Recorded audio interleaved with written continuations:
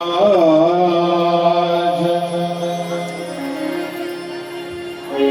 महाराज, गुरु महाराज, गुरु महाराज, गुरु महाराज, गुरु महाराज, गुरु महाराज, गुरु महाराज, गुरु महाराज, गुरु महाराज, गुरु महाराज, गुरु महाराज, गुरु महाराज, गुरु महाराज, गुरु महाराज, गुरु महाराज, गुरु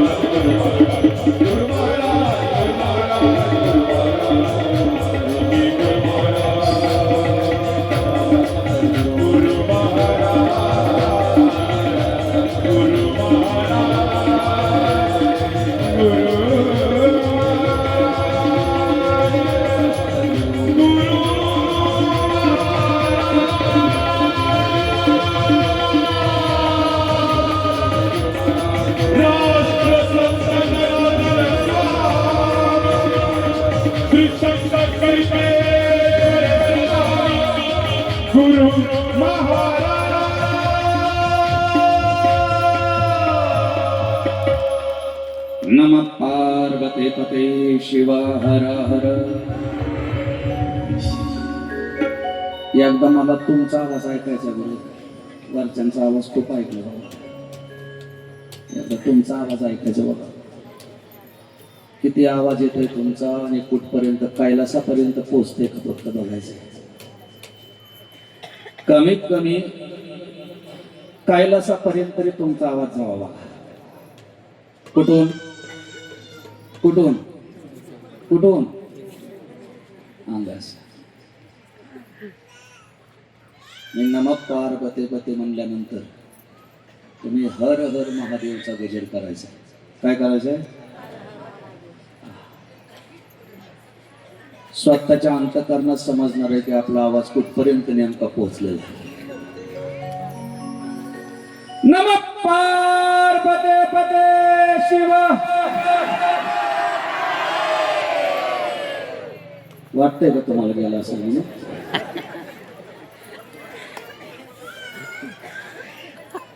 नमः पार्वते पते शिव हर हर. स्टँड पर्यंत गेला बघा. स्टँड पर्यंत गेला. आता रोड लागलाय बरं. आता रोड लागलाय. नमः पार्वते पते शिव हर हर. बस एवढ्याने भगवान महादेव तुमच्यावर कदाचित प्रसन्न होणार. माझा आवाज काय येतो?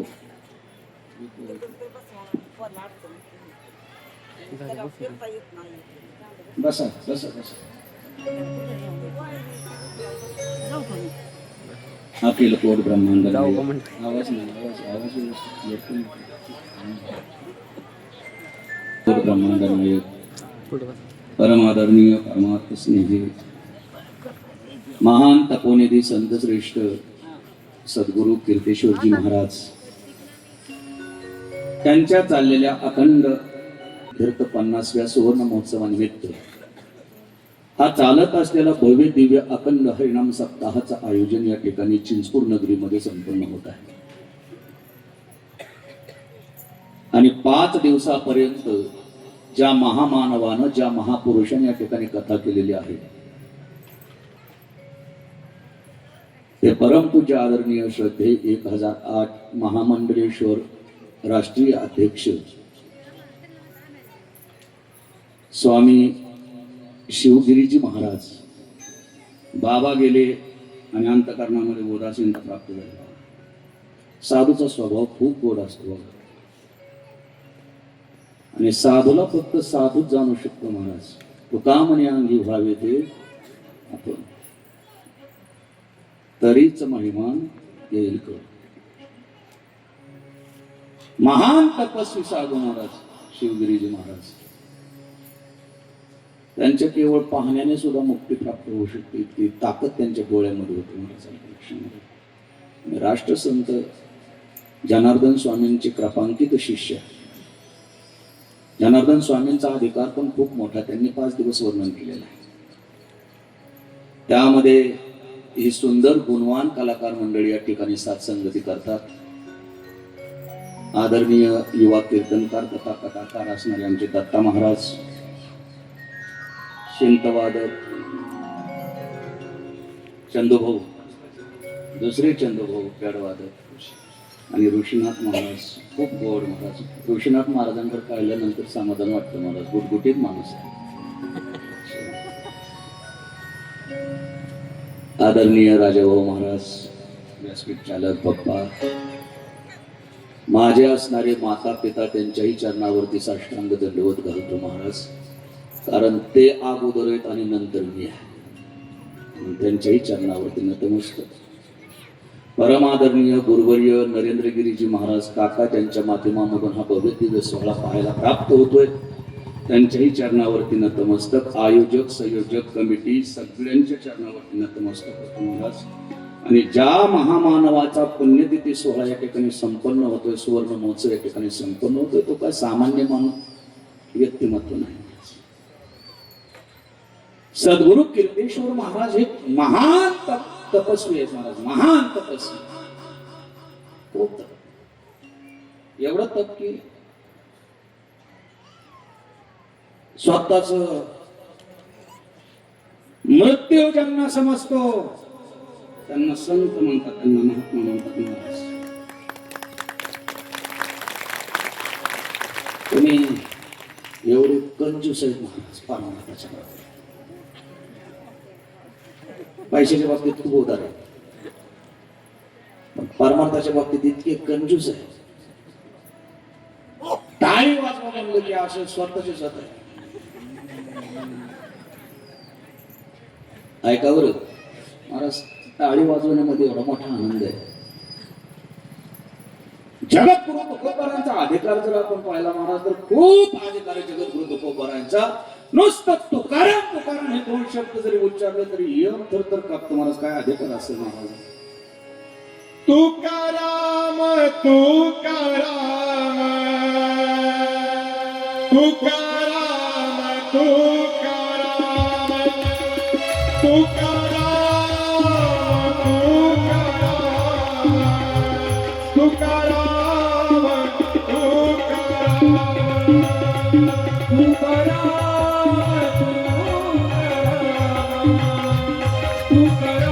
जय हो.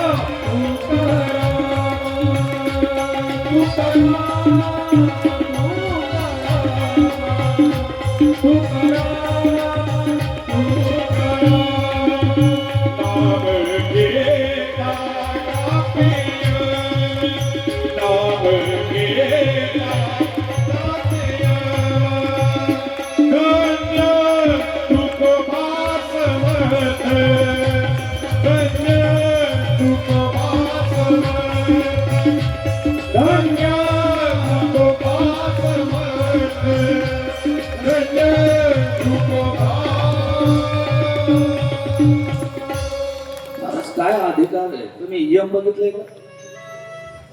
यमाची तुमची कधी भेट झाली का? अजून भेटलं नाही. यम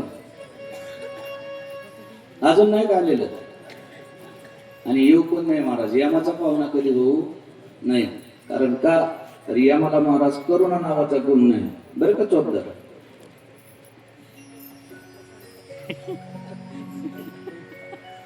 दोघं पण इकडं काय बघता. नाही त्या यमासे करुणा बाहेर काढिता पुढे प्राणा ओढाळ सापडे जैसे धान्या चोरी आता ना घरी जेतो. एवढी शिक्षा करत मायम. आता यमाच्या दावणीला कोण जातं, यमाच्या तावडीत कोण जातं ते नीट ऐका. मनुष्य जन्माला प्राप्त झालेला जीव असून सुद्धा गळ्यामध्ये रुद्राक्ष किंवा तुळशीची माळ घालत नाही. कोणाचं गिरायक आहे माय? तुमच्याच तोंडाने बोला, मी बोलणार मोठ्याने बोला जरा, मला ऐकायला नाही द्या. ज्याच्या गळ्यामध्ये तुळशीची किंवा रुद्राक्षाची माळ नाही ते कोणाचं गिरायक आहे? अरे असं पोलिओ झाल्यासारखं कसं काय आवाज येतोय? मोठ्याने बोलावं जरा. एक ज्याच्या गळ्यात तुळशीची माळ नाही ते निश्चित यमाचं गिरायक आहे, लक्षात घ्या. दोन, महाराष्ट्रामध्ये जन्माला आल्यानंतर अजून एकदा सुद्धा पंढरपूरची वारी केलेली नाही. कोणाचं गिरायक आहे? मोठ्याने म्हणायचं. कोणाचं गिरायक आहे? अजून पंढरपूर पाहिलं नाही महाराज, अजून बघितलं नाही, पंढरपूरला गेलेलं नाही. कोणाचं गिरायक आहे? ध्यानात ठेवा बरं का, लक्षात ठेवा. पुन्हा तुम्ही यमाच्या तावडीत गेल्यानंतर म्हणू नका की महाराजांनी सांगितलं नव्हतं. लक्षात. ते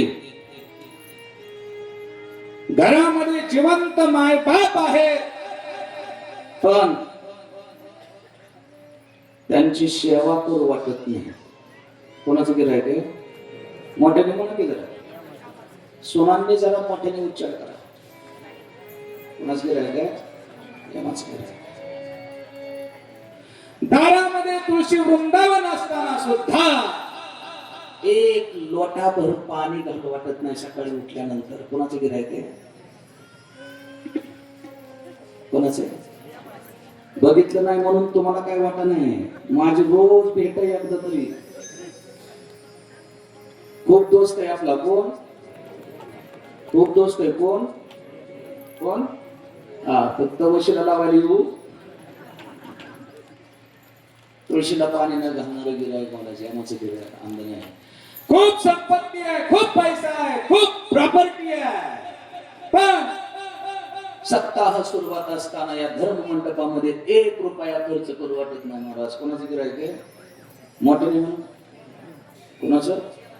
यमाचं गिरायक आहे. यमाचं गिरायक. आणि मग त्या यमाच्या तावडीत जाता महाराज.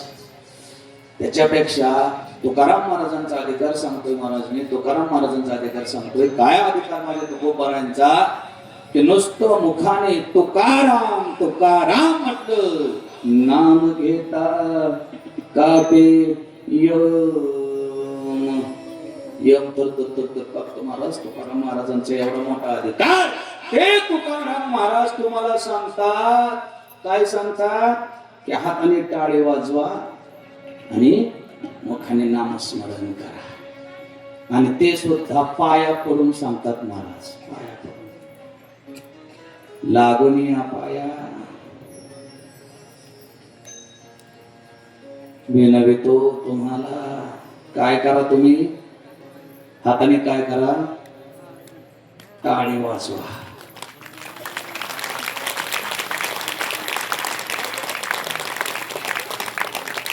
काय म्हणावं?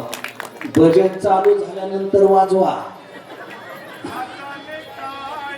मुखाने राम श्रीराम जय राम जय जय राम. टाळीचा आवाज. श्रीराम जय राम. एक साथ टाळी टाळी टाळी. टाळीचा आवाज. केलं ना? असं नाही. हात लांबले.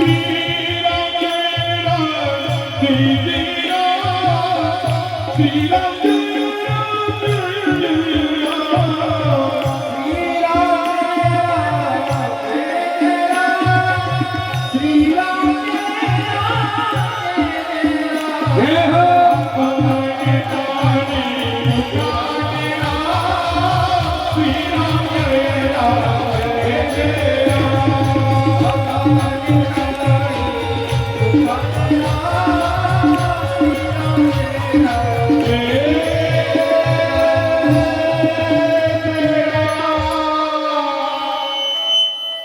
तुमच्यासाठी एकदा टाळ्या वाजव बरं. स्वतःसाठी तरी जोरात वाजव की.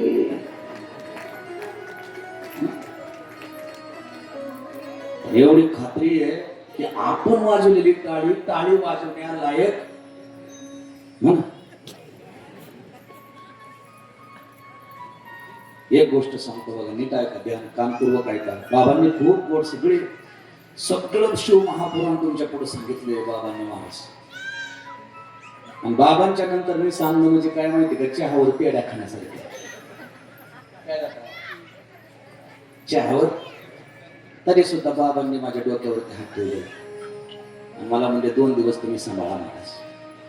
म्हणून त्यांनी आज्ञा केली म्हणून मी सांभाळतो महाराज. मी काही इतका मोठेपणा माझ्याकडे नाहीये, लक्षात ठेवा. साधूचा हात एकदा डोक्यावरती ठेवला ना महाराज, सांगेल मी तुम्हाला कथा आहे. साधूच्या डोक्यावरती हात पाहिजे मला. हात ज्यावेळेस साधू होऊन ठेवी तो कृपा पात्र शिष्य महाराज, कृपा पात्र शिष्य आहे. साधू कोणाच्या डोक्यावर हात ठेवत नसतात महाराज, कृपा पात्र शिष्य. एकनाथ महाराजांकडे जा महाराज, एकनाथ महाराज पैठण क्षेत्रामध्ये चला फिरून आपण एकनाथ महाराजांकडे जाऊ. एकनाथ महाराज लोक प्रवचन ऐकण्याकरता येण्याकरता, प्रवचन ऐकण्यासाठी येण्याकरता पुरणपोळी तुपाचा रोज स्वयंपाक करायचे महाराज. कशासाठी बोला की, कमीत कमी खाण्याच्या निमित्ताने होईना पण भागवत ऐकायला येतील म्हणून. आणि त्या गावातलं एक गाव होता महाराज, गावबा नावाचा. खायचा नुसतं झोपायचं महाराज, खायचं. त्याला प्रवचनाचं काय देणं तो कशा करता यायचा, फक्त हे कशा करता यायचा, फक्त खायला भेटतंय भरपूर म्हणून तो तिथे यायचं. बरोबर, खायला भेटतंय, खायला भेटतंय म्हणून फक्त तो त्याच्या करता यायचा.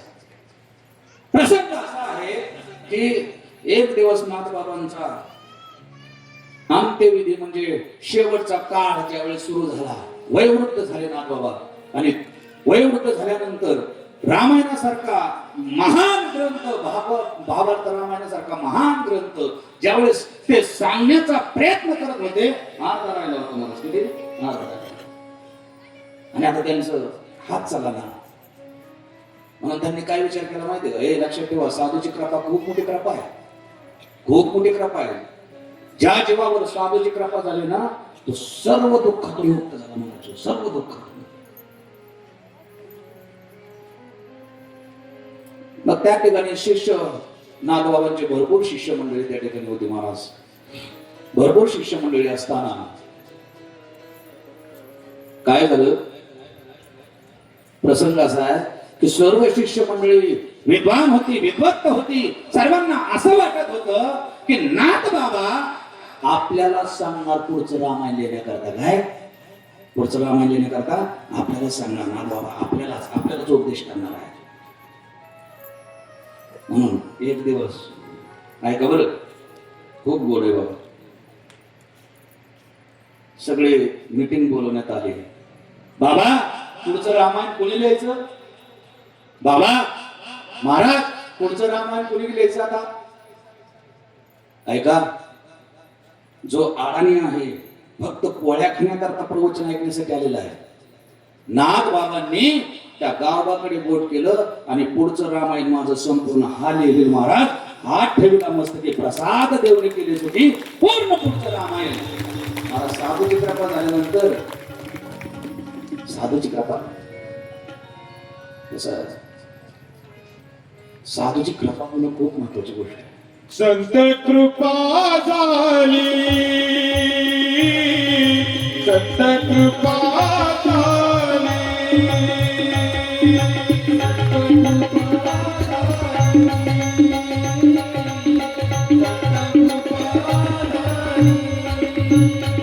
इमारत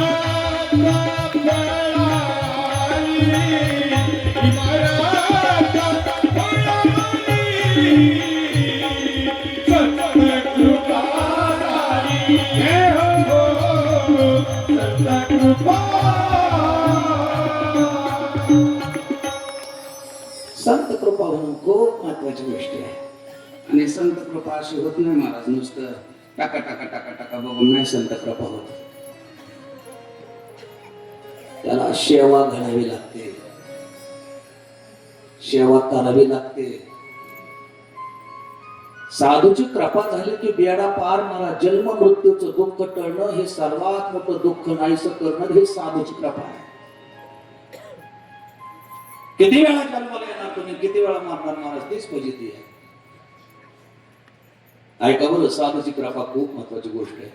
मी ज्या संस्थेमध्ये शिकायला होतो ना, त्या संस्थेमध्ये एक आडाने असणारा विद्यार्थी चंद्रकांत गोसेवा करत होता महाराज. काय करत होता? गोसेवा करत होता. राजाभाऊ महाराजांनी आमची ती संस्था आणि गोशाला पण बघितली महाराज. आणि माझ्याकडं गोरक्षणाचंच काम होतं. आणि मी BSc केमिस्ट्री विथ डिस्टिंक्शन भारत कोर्सला 1 वर्ष नोकरी केलेला माणूस. पण काय करत होतो? काय करत होतो? गाय राखत होतो महाराज. शेण काढत होतो. तुम्हाला वाटतंय का मी शेण काढलं असं म्हणून? तुम्हाला वाटतंय मी काय काढलं असेल तर काय? आणि वासरा काढले असतील, धारा काढले असतील, चरायला घेऊन गेलो असेल, तुम्ही तुमच्या स्वप्नात सुद्धा येणार नाही की महाराजांनी हे काम केलं असेल. मी 12 वर्ष कठोर तपश्चर्या करून हेच काम निष्ठेने केलेलं आहे. कोणतं गाय राखणं अन्नच विश्वास तर माझ्या आई वडील हेतच आहेत बघा. यांना असं वाईट वाटायचं महाराज की सगळी शिकतात, कोणी वेद बोलतंय, कोणी ज्ञानेश्वरी बोलतंय, कोणी महाराज होतंय, कोणी वाचवतंय, कोणी गायला शिकतंय, आणि आमचं पोरग BSc केमिस्ट्री झालंय, गायच वळतंय, गुरच लागते. ऐका बरं, माझ्या बरोबर 200 विद्यार्थी होते. किती? 200 विद्यार्थी होते महाराज. पण आज महाराष्ट्रामध्ये सर्वात जास्त मोठं नाव कुणाचं असेल 200 विद्यार्थी नाही तर माझं फक्त गाया राखून महाराज.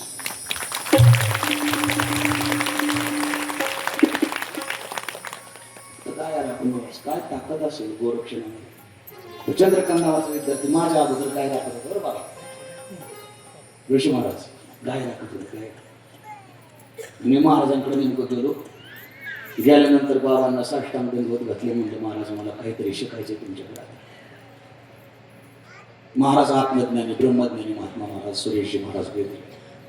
ब्रह्मनिष्ठ महात्मा भेटला बघा. आयुष्यामध्ये संगती घडावी तर ब्रह्मनिष्ठ गुरुची घटावी.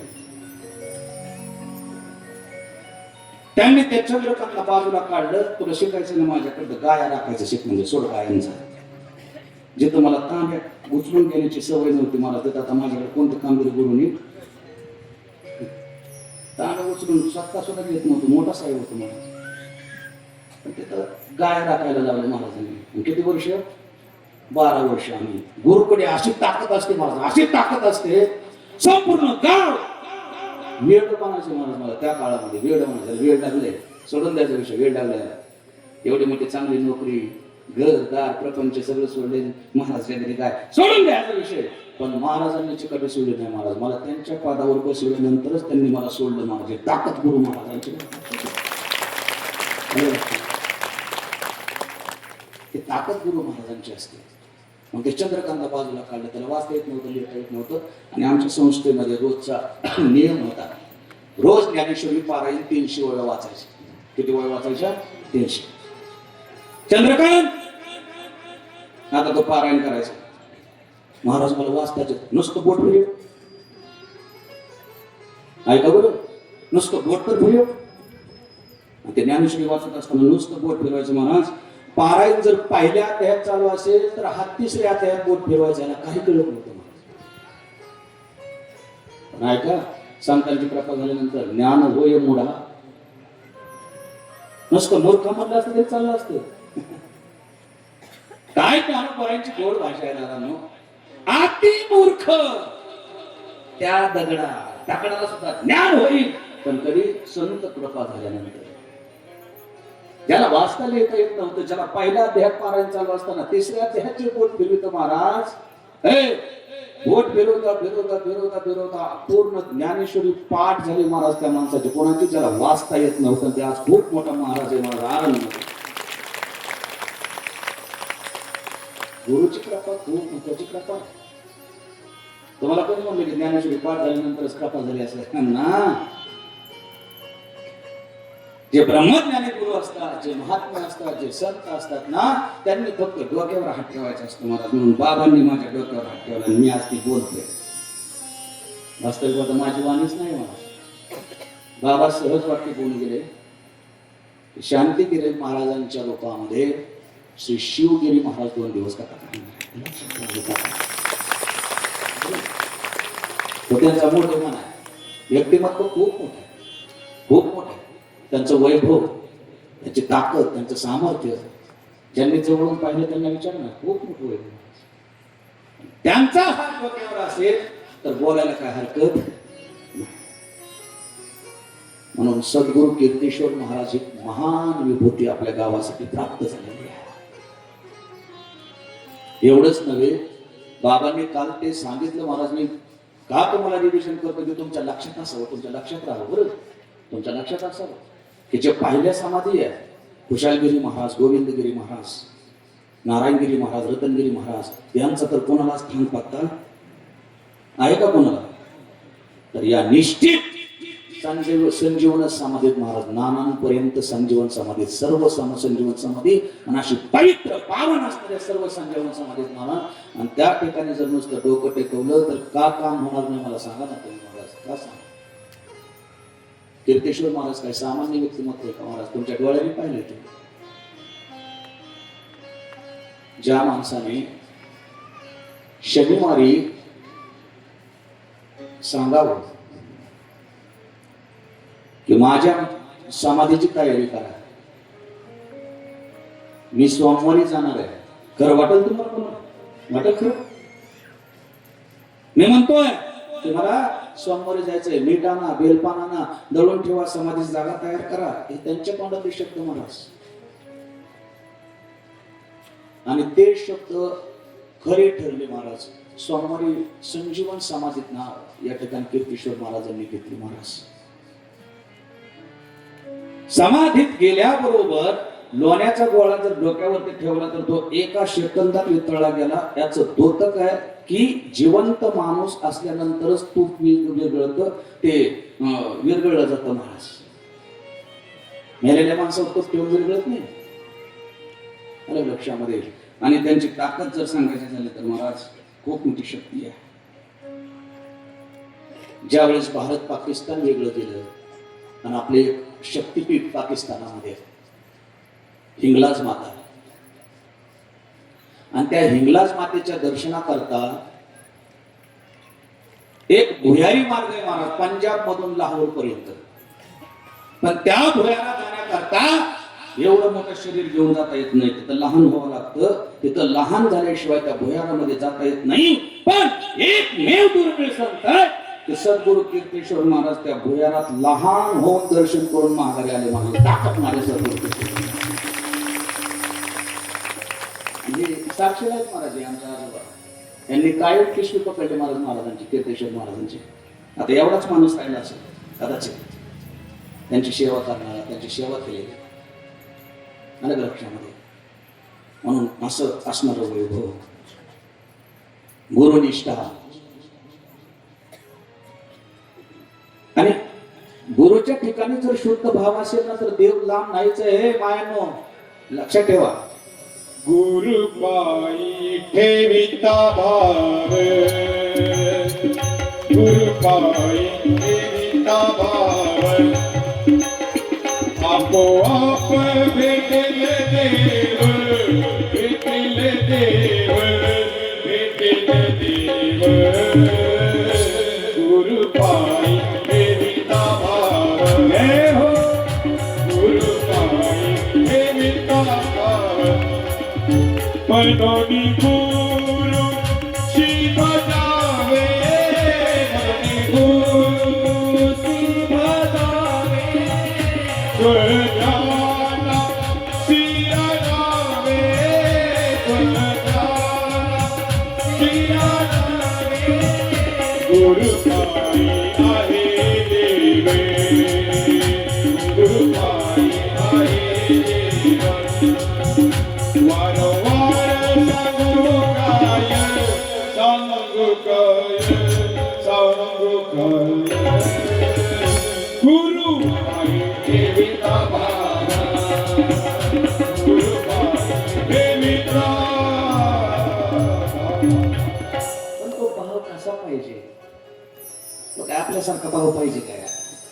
आपण अगोदर आपला प्रपंच पाहतो का देव पाहतो? तुमचं तुम्ही सांगा मला. आधी देव आहे का आधी प्रपंच आहे? म्हटलं की हे बोला ना, आधी देव का आधी प्रपंच? दोन्ही नाही.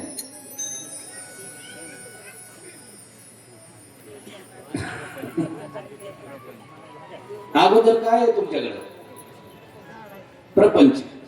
आणि नंतर तर चला त्याच्या पलीकडे विचारतो, तुमचा परमार्थ जो चालू आहे तो सवडीचा आहे की आवडीचा आहे?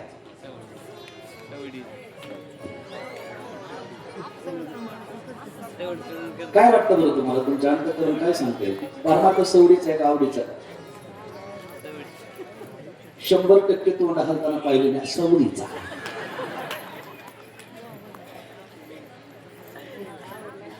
आणि सवडीच्या परमार्थाने काही सिद्ध होत नाही म्हणा. संसाराच्या पायी देव आठवत नाही संसाराच्या पायी देव आठवत नाही संसाराच्या पायी देव आठवत नाही संसाराच्या पायी देव आठवत नाही आठवत नाही देव आठवत नाही आठवत नाही आठवत नाही आठवत नाही देव आठवत नाही आठवत नाही देव आठवत नाही हो संसाराच्या पायी देव आठवत नाही संसाराच्या पायी देव आठवत नाही. बसा. नाही बरोबर, खूप मोठी सेवा आहे. एवढं उरकून यायचं म्हणजे सोपं. आणि ते पण येता आल्यानंतर मिशावर हात फिरवायचा परत.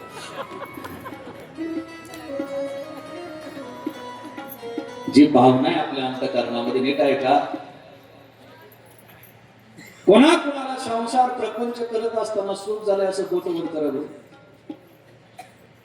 की महाराज मी तोंडावर पडेपर्यंत पहाटे 4 वाजल्यापासून संध्याकाळी 7 वाजेपर्यंत पळते, मला असं सुख झालंय प्रपंचामध्ये, वा वा वा काय आनंद आहे, असं वाक्य ज्याचं तरी बोटवर करावं.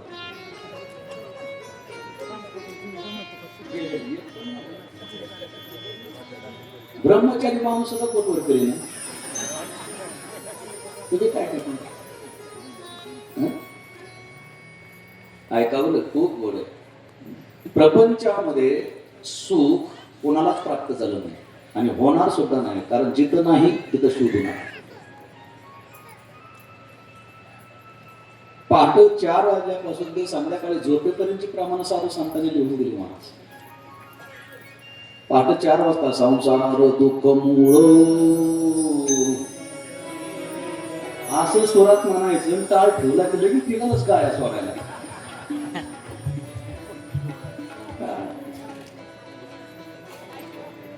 दुःख बांधवडी महाराज दत्ता महाराज पाठ सगळ्यांचे एवढं म्हणतातही सुंदर, सुटत नाही हा शब्द.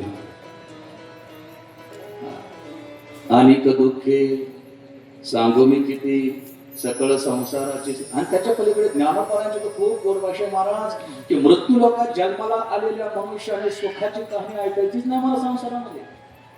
मृत्यू लोकी सुखाची कहाणी ऐकिजेल कवनाच्या श्रवणी कैची सुख नेत्र अंतर्मी इंगळाच्या. हरिपाठ कोणपणीचं पाठ आहे गोटे 1 2 3 बोटा मोजणे त्याचे करा.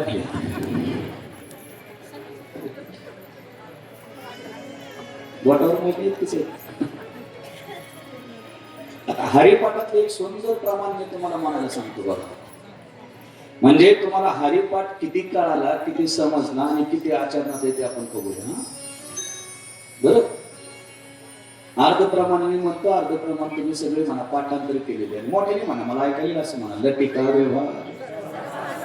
नाही ऐकायला आलं मला. लटिका व्यवहार ऐकायलाच आहे ना मला. लटिका व्यवहार. वा वा वा, किती लोकांचं पाठ आहे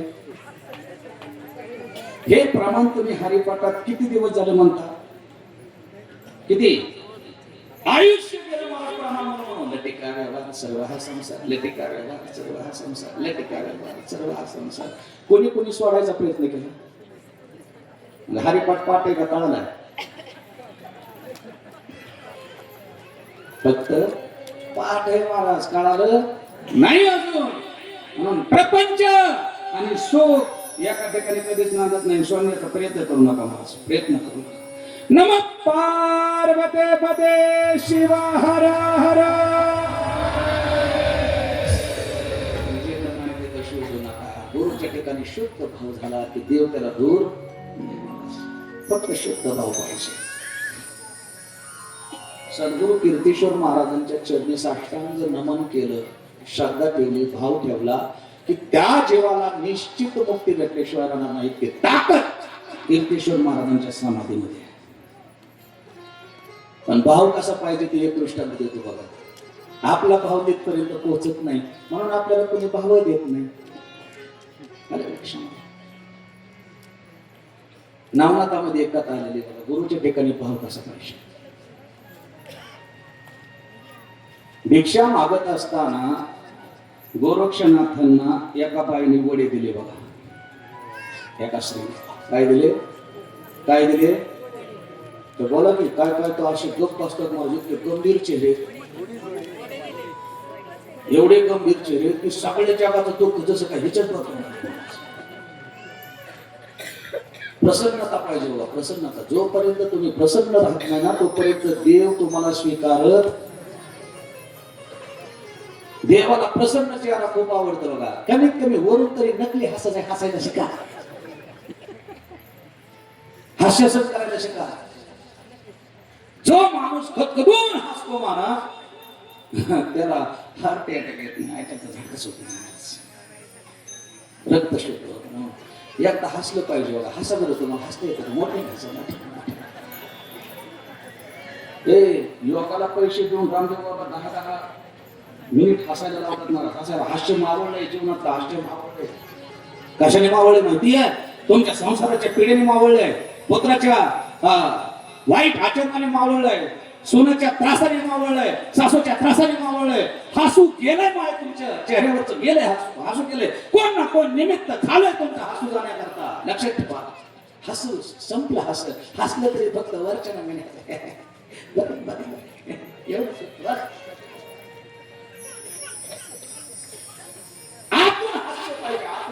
हास्य पाहिजे आतून. रामदेव बाबांनी हास्यासन केले. हास्यासन तुम्ही हसत नाही म्हणून ते माणूस लाख रुपये घेते हसवायला तुम्हाला फक्त. अरे लक्षामध्ये. म्हणून एकदा जोरात टाळी वाजवायची, मोठ्याने हसायचे तुम्ही.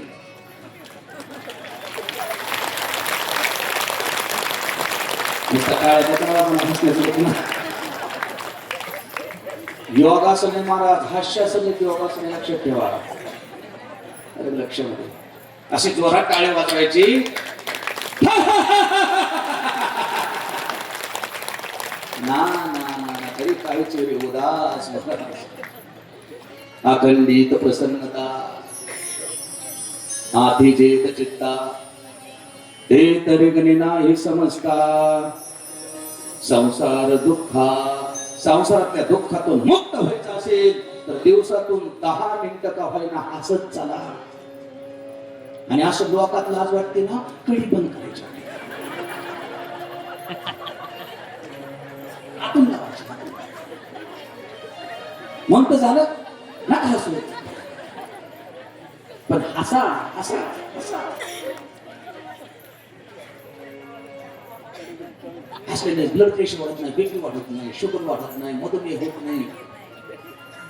10 वर्ष आयुष्य वाढत मला हसणे. 10 वर्ष कुठपर्यंत हा संसाराचा ताण तणाव घेऊन जीवन संपवणारे महाराज आपण. अलग लक्षामध्ये. हास्यासन खूप महत्वाची गोष्ट आहे. म्हणून हसत चाला. असंच चला नुसतं असं मारक्या म्हशीसारखं धोके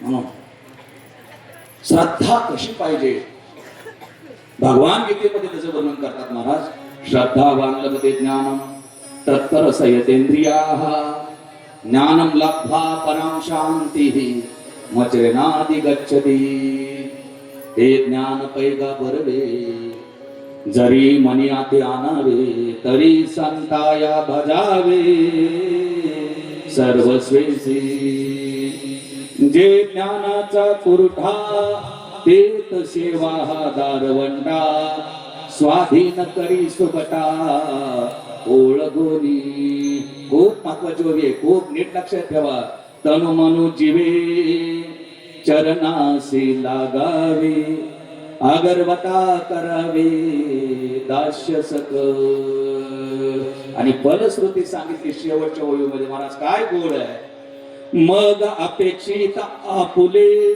तेही सांगती पुसले जेने अंतकरण बोधले संकल्पाने ज्याला अंतकरणामध्ये बोध हवाय त्याने तनु मनु जीवे चरणाशी लागावे अगरबता करावे दास्य सकळ दास करायचं दास व्हायचं प्रश्न विचारू का दास होण्यात सुख आहे का मालक होण्यात सुख आहे आता तुम्ही कोणाचे दास आहे एक जण म्हणते सोनूचं दास आहे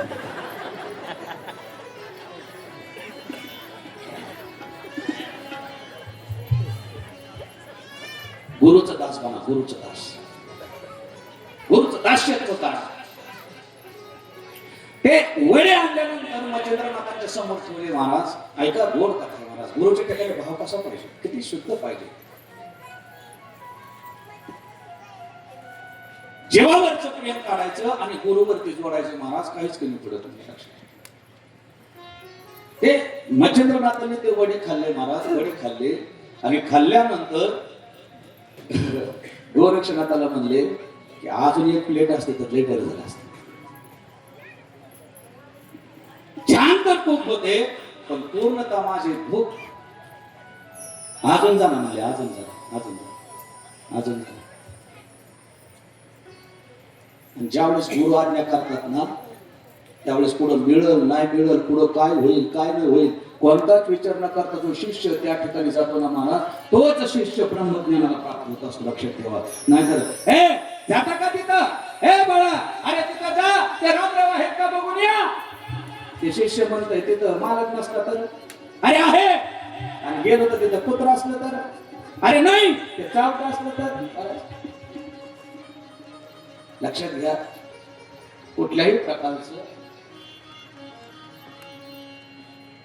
कुठल्याही प्रकारच्या मनामध्ये संकोच न बाळगता गोरक्षनाथ परत त्या घरी आले महाराज गावात आले त्या माईच्या घरापुढे थांबले भिक्षाम देही माई सुद्धा तुमच्यासारखीच होती तुमच्यासारखी म्हणजे उदार भिक्षाम देही अरे आता तर गेलताना वडे घेऊन पुन्हा येतो ऐक ना माये ऐक ना माझ्या गुरुमाऊलीला तुझ्या हाताचे केलेले वडे खूप आवडले गे काही असले तर थोडे दे नसले तर बनवून देतेस का हा चावट आहे तूच खाल्ले असते ना गुरुचं नाव मध्ये घालतो नाही माई काही माग मला काही माग पण मला तेवढे वडे दे ना खरं मागू माग काही पण माग तुला जर वडे पाहिजे असतील तर तुला तो डोळा काढून देशील हे ऐका बरं गुरुच्या ठिकाणी भाव आहे आपला पण आपला अगोदर आपल्या जीवावर प्रेम आहे आणि नंतर गुरुवर आहे महाराज पण या ठिकाणी गोरखनाथ महाराज म्हणतात माझ्या गुरुला जर तू वडे देत असतील तर माझ्या डोळ्याची काहीच किंमत नाही तुला डोळाच पाहिजे ना पटकन आपलं दुसरं पोट घेतलं इथं गोबळामध्ये घातलं फाटकन डोळा पाडला महाराज त्याच्या हातात ती वडे हातात बाईच बाय घाबरले बापरे गुरुवर निष्ठा एवढी आता मला सांगा आपल्या अंतकरणात गुरुबद्दलचा एवढा भाव कोणाकोणाचा मग तुम्ही देवाची अपेक्षा करावी का पाय तुझे गुरु राजा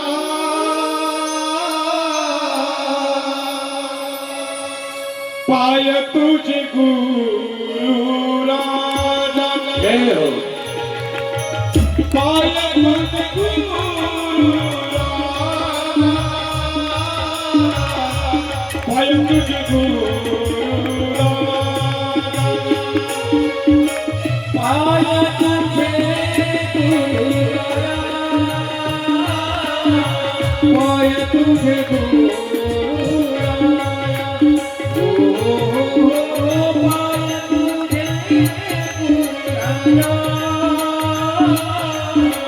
पाय तुझे गीत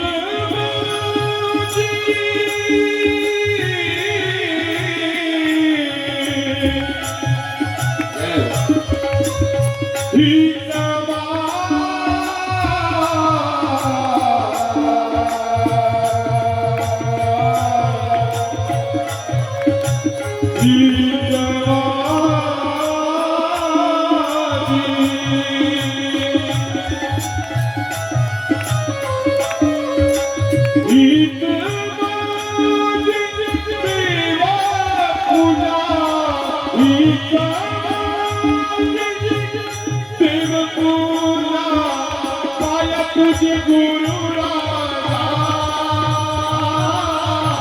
पाय तुझे गुरु राजा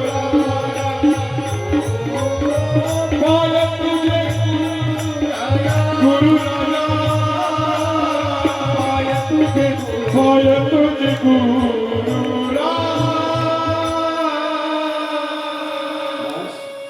गुरूंचे पाय फक्त सेवा भेटावे महाराज. आयुष्यामध्ये गुरुची सेवा जर प्राप्त झालेली असेल या जन्मात नाही कोणत्या ना कोणत्या जन्मात कल्याण झाल्याशिवाय राहणार नाही. म्हणून गुरुच्या ठिकाणी भाव शुद्ध पाहिजे महाराज.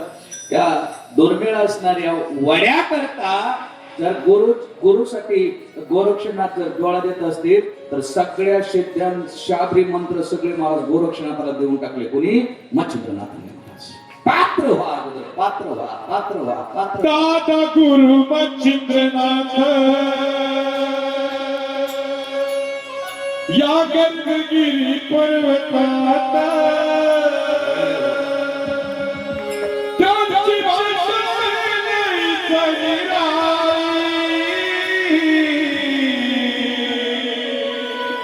बंगाली बंगाली रे बाबा बोल बंगाली बंगाली बंगाली रे बाबा बोल बंगाली बंगाली बंगाली रे बाबा बोल बंगाली बंगाली रे बाबा बोल दादा गुरु मच्छिंद्रनाथ या गंधगिरी पर्वतात दादा गुरु मच्छिंद्रनाथ या गंधगिरी पर्वतात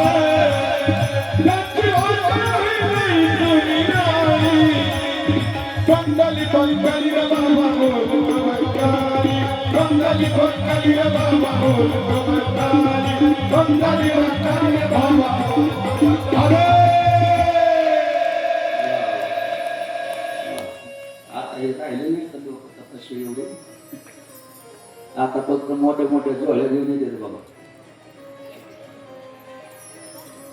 आदेश आणि असं भविष्य सांगतात. शेजारच्याला विचारतात घरी काय पुढच्या चाललंय आणि तिथून विचारून तिथं सांगतात तेव्हा वाटतं वा वा काय अभ्यास. आता हे सगळं लुप्त पावत चाललं. गुरुनिष्ठा बोलायला सांगते. शिव महापुराण कथा बाबांनी या ठिकाणी गोड या ठिकाणी 12 ज्योतिर्लिंगाचं दर्शन तुम्हाला करवले. राहिले मला वाटतं रामेश्वर जायचं तुम्हाला. मी नेऊ काय तुम्हाला रामेश्वरला?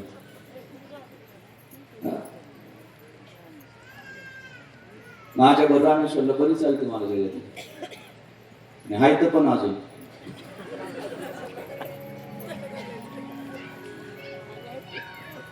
समुद्राच्या काठावरती भगवान प्रभू श्री रामांनी सीतेचा शोध घेत असताना शिवलिंग प्रतिष्ठापना केली.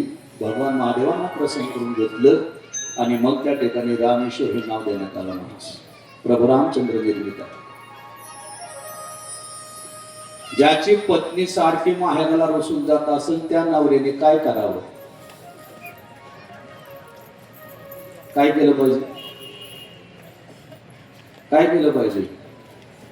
नदीच्या काठावर, तळ्याच्या काठावर, समुद्र नाही भेटलं तर नदीच्या काठावर शिवलिंग तयार करावं. हे मंत्र आहे का बरं?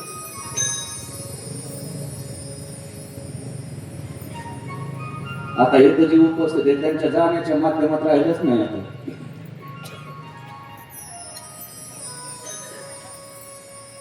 आणि ते शिवलिंगाची प्रतिष्ठापना, वाळूची शिवलिंग तयार करून त्याची प्रतिष्ठापना, आणि तुम्ही करता वाटते एक संत हरित केले का? बरोबर आहे, ते उपास पकडणं वगैरे. म्हणून समुद्राच्या काठावरती जे रामेश्वराचं मंदिर आहे, बरं तुम्ही काशी केली का? काशी काशी केली का? कोणी कोणी काशी केली? बोट वगैरे काशी. आता माझा पुढचा प्रश्न आहे का? नीट, खूप सुंदर आहे. नीट काशी कोणी कोणी केली? नीट काशी, नीट काशी आहे का? बरं, नीट काशी हे मन नाही तर ते खरंच नीट काशी. तुम्ही फक्त काशी केलेली आहे, अजून नीट काशी झालेली, नीट काशी अजून केलेली नाही. काशीचं दर्शन असं करावं लागतं. ऐका बरं, इकडं होतं का कोण काशीला गेलेलं? हा, हे म्हातारी तर मला लावते का काही काम आहे तुम्ही? सगळ्या यात्रेला माझ्या बरोबर आहेत मला. त्र्यंबकेश्वर वारी असो, पंढरपूर वारी असो, तीर्थयात्रा असो, काशी असो, रामेश्वर असो. एकदा काय झालं मग ते आता सांगायला काय हरकत आहे? आता सांगतो जात. कार्तिक वारीला जात असताना, कार्तिक वारीला जात असताना अचानक 2000 जन्मटपात आले आणि आजी आमच्या बरोबर. मला म्हणले महाराज महाराज. मी म्हणलं काय नोटा बदलल्यात काय? म्हणजे होय बदलल्यात. म्हणले मग कसं? म्हणलं झालं काय? माझ्याकडे तर 32,000 आहे, 2,000.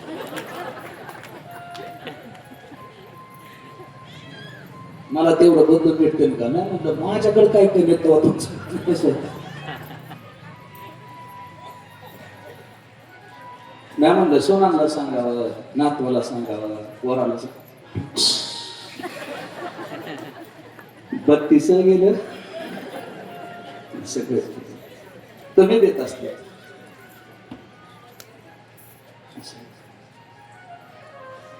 म्हणून काशी, नीट काशी या शब्दाचा अर्थ नीट ऐकून घ्या. काशी विश्वनाथाच्या दर्शनाला ज्यावेळेस आपण जातो त्यावेळेस अगोदर गंगेचं स्नान करणं खूप महत्वाची गोष्ट आहे. आणि ती ही मणिकर्णिका घाट, याच घाटावरती स्नान करणं पवित्र मानलेलं आहे की जिथं लोक जाळली जातात. आणि काशीला मृत्यू येणं सर्वात सर्वात सर्वात भाग्यवान माणूस आहे की ज्याला काशीत मृत्यू येतो. काशीमध्ये मरण्याकरता लोक भाड्याची खोली करून शेवटच्या क्षणी राहतात. बरोबर नागमामा, शेवट भाड्याची खोली करून राहतात तिथं मरण्याकरता, केवळ मरण्याकरता. मरण मुक्ती वाराणसी, वाराणसी, वाराणसी. त्या ठिकाणी मृत्यू झाला रे झाला. बघा तुम्ही, आपल्याकडचा नवरदेव जेवढा सजवत नाही महाराज, तिथलचं मेलेलं मुलं तेवढं सजवलं जातं. आणि त्या मणिकर्णिका घाटावर ज्यावेळेस त्याचा अंत्यविधी होतो ना, त्यावेळेस त्याला तिथं निश्चित मुक्ती प्राप्त होती. ते ताकद मणिकर्णिका घाटावर स्नान करण्याचं. मी पण गेलो मला तिथं स्नान तुमच्या बरोबर, मी पण गेलो. आणि मग जिथं नदीत जावं लागतं तिथं 3 गोड्या टाकाव्या लागतात. मला माहिती नव्हतं. 3 गोड्या घेते, 3 गोड्या रतन महाराज 3 गोड्या घेते, 3 गोड्या. मी पहिली गुढी घेतली, सुखरूप बाहेर आलो. शेजारी जण होता तेव्हा मला जरा पुढे निर्मळ पाण्यात चालले की थोडं पुढे गेलो. दुसरी गुढी घेतली, अगदी सुरक्षित बाहेर आलो. पण तिसरी गुढी ज्या वेळेस घेतली ना, त्यावेळेस एक सापळा गळ्यात हात टांगूनच वर आला अडकून महाराज. आता त्या ठिकाणी सुद्धा जास्त असं जाळत नाहीत, भस्म करत नाहीत महाराज, अर्धवटच जाळून फेकून देतात. पण तिथं स्नान करणं खूप पवित्र मानलेलं आहे. म्हणून अगोदर गंगेचं स्नान आहे, नंतर त्या पोळीमध्ये काल भैरवनाथ आहे. काल भैरवनाथ त्याला कोतवाल म्हणतात, कोतवाल. त्या कोतवालाचं अगोदर दर्शन आहे, काशी विश्वनाथाचं दर्शन नाही अगोदर. अरे लक्षात घ्या, हे काशी केलेले नीट लक्षात घ्या. अगोदर त्या काल भैरवनाथाचं दर्शन आहे, आणि काल भैरवनाथाचं दर्शन झाल्यानंतर काशी विश्वनाथाचं दर्शन आहे. आणि अशी ज्याची काशी झालेली आहे त्याने नीट काशी केलेली आहे. आणि अशी जर काशी झाली नसेल तर माझी प्रार्थना आहे, तुम्ही अजून नीट काशी, तुम्हीच म्हणा, मी मानणार, तुम्ही अजून पण नीट काशी करा. त्या काशीचा नियम असा आहे महाराज, गंगेचं पाणी घ्यायचं, रामेश्वरला जायचं, रामेश्वरच्या पिंडीवरती सोडायचं, समुद्राचं पाणी घ्यायचं आणि पुन्हा काशीला जायचं आणि काशीच्या काशी विश्वनाथाच्या पिंडीवरती पाणी घालायचं. त्यावेळेस एकदा काशी पूर्ण होते. ऐकलं का तुम्ही? नुसतं काशीला जाऊन माऊंड घालून काशी पूर्ण होत नाही महाराज. काशीचं पुण्यफल प्राप्त होत नाही. त्याला रामेश्वरलाही जावं लागतं, त्या ठिकाणी अभिषेक करावं लागतं, तिथं पाणी घालावं लागतं, ते समुद्राचं घ्यावं लागतं, पुन्हा काशीला यावं लागतं आणि पुन्हा त्या ठिकाणी काशीला पाणी सोडावं लागतं. आणि असा क्रम ज्याचा घडतो त्याची एकदा काशी पूर्ण होते. मग ज्याची आपल्याला सेवा करायची, ज्याची उपासना करायची आहे, त्या देवाचा स्वभाव माहिती असणं खूप महत्वाचं आहे. आपण तर आपलं सगळं जीव की रान करतो आणि त्या भगवंताच्या नादी लागतो महाराज, त्या भगवंताच्या पाठीमागे पळत राहतो.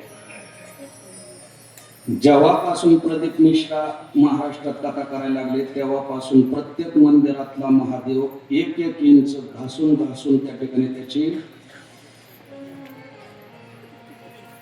झीज व्हायला लागली महाराज. ही भक्ती काय, उपासना आहे. मठातला सुद्धा कमी व्हायला लागला होता, म्हणून तर ते आम्ही काल प्राण प्रतिष्ठा केली. काय केलं, एका साहेबांनी, महाराज बदलापूरचे साहेब वेगळे, काकांचे शिष्य, त्यांनी ते 30,000 रुपयाचा ते पितळाचं कवच आपल्या महादेवांना प्रदान केलेले महाराज, की महादेव सुरक्षित राहावेत म्हणून. आणि हे खूप मोठं काम झालेलं आहे, म्हणून त्यांच्यासाठी एकदा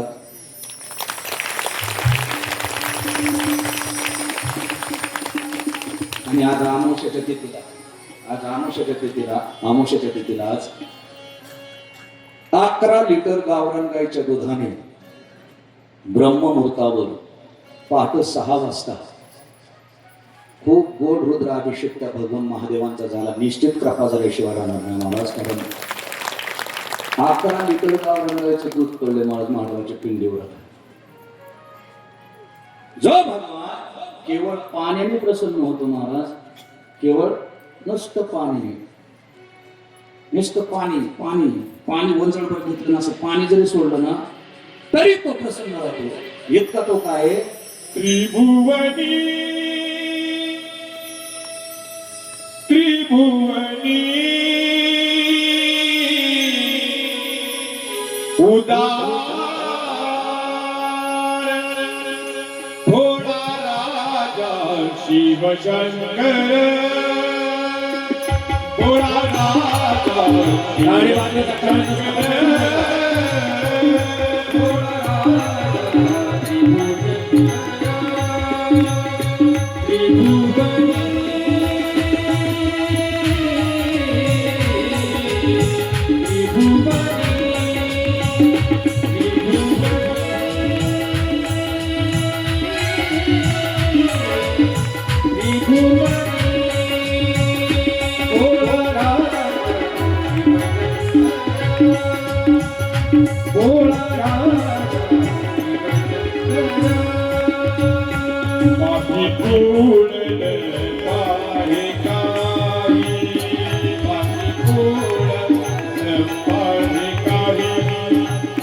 वास कैलास तो दे,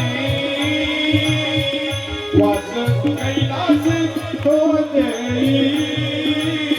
थोडा राजा शिवशंकर, थोडा राजा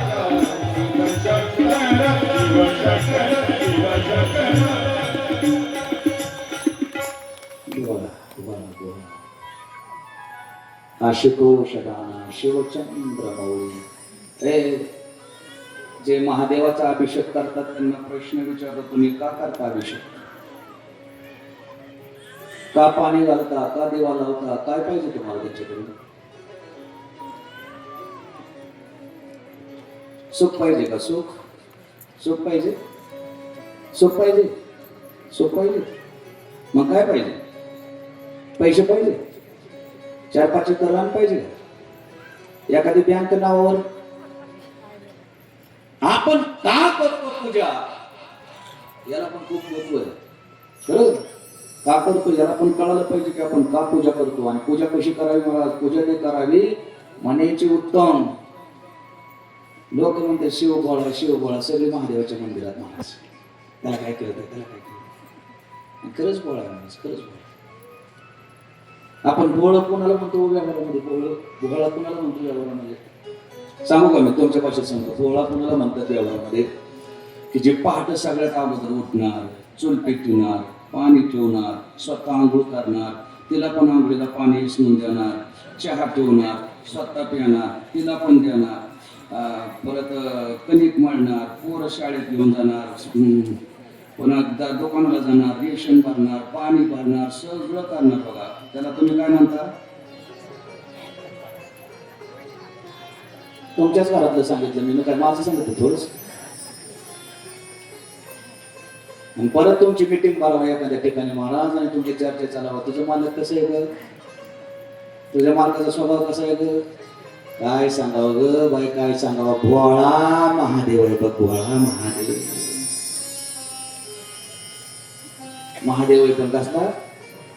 भोळा महादेव आहे, भोळा महादेव. आतापर्यंत संसार केला बघ त्याच्याबरोबर, पण कधी तक्रार केली नाही बघ.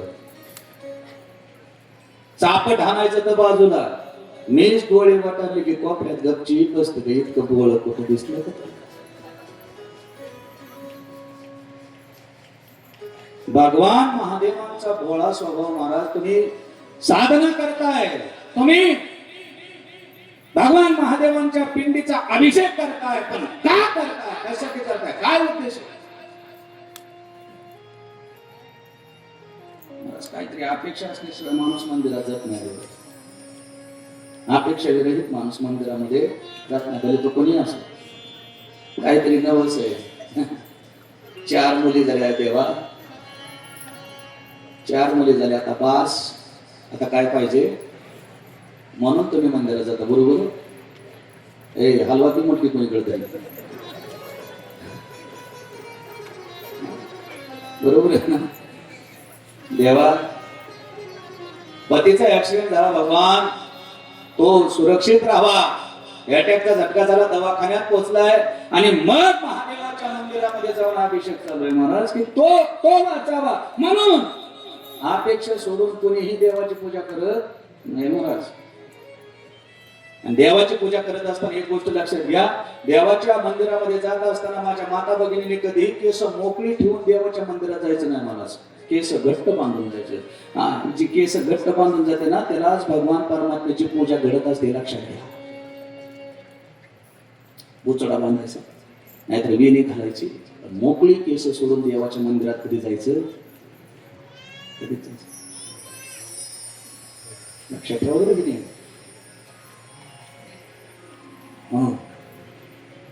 भगवान महादेव अति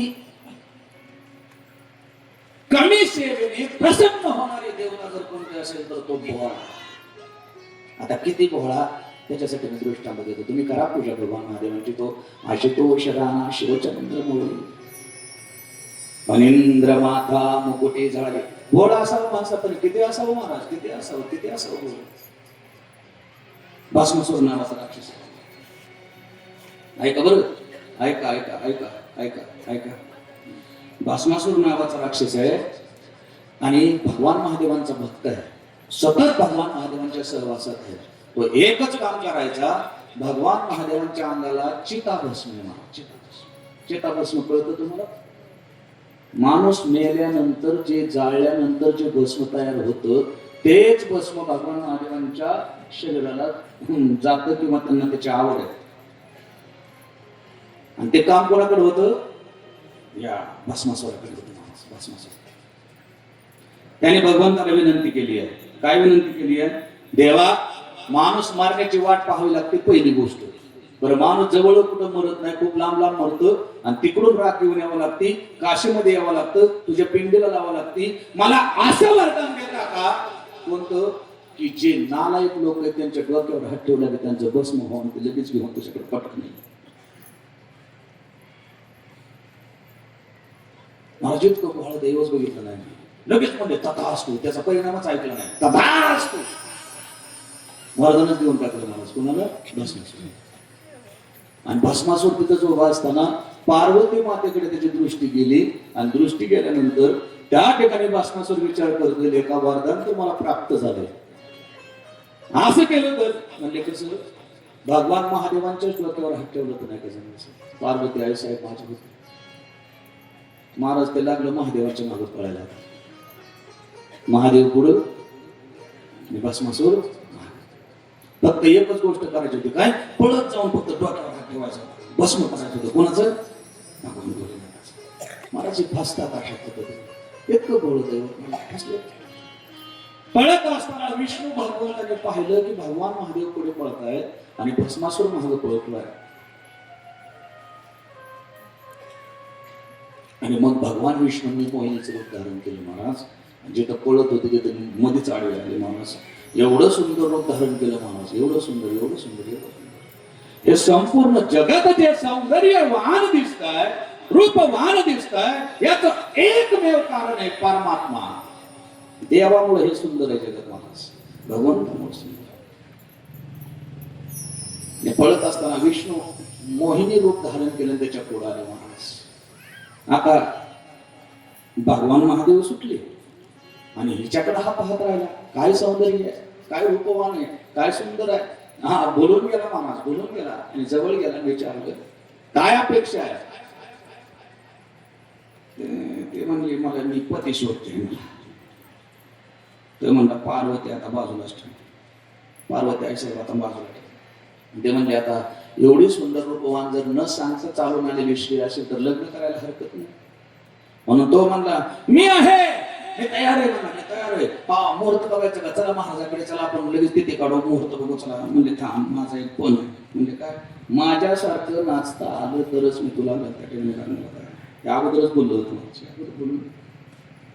मी जशी नृत्य करते त्या पद्धतीने जर तू नृत्य केलं, नृत्य करून दाखवलं तर तू जिंकलेस. हा तो जिंकलास तर मी तुझ्याबरोबर विवाह करायला तयार आहे. महाराज नाचायला सुरुवात केली. विष्णू भगवंताने नाचता नाचता नाचता नाचता हे अगोदरच बोललेलं होतं महाराज. नाचता नाचता नाचता नाचता हे अगोदरच बोललेलं होतं. नाचता नाचता नाचता त्या विष्णू भगवंताने जे मोहिनी रूप धारण केलेलं होतं, नाचता नाचता नाचता आपला एक हात डोक्यावर ठेवला. याच्या लक्षातच आलं नाही. नाचता नाचता ह्याने पण आपला एक हात डोक्यावरती ठेवला आणि जागेवर त्याच भस्म झाले. आणि भगवान महादेवांनी श्वास सोडला महाराज. वाचलो रे बाबा. काय वरदान आहे महाराज, काय वरदान आहे. किती भोळेपणा असावं महाराज जीवनामध्ये. एवढा भोळा महाराज. शिव भोळा,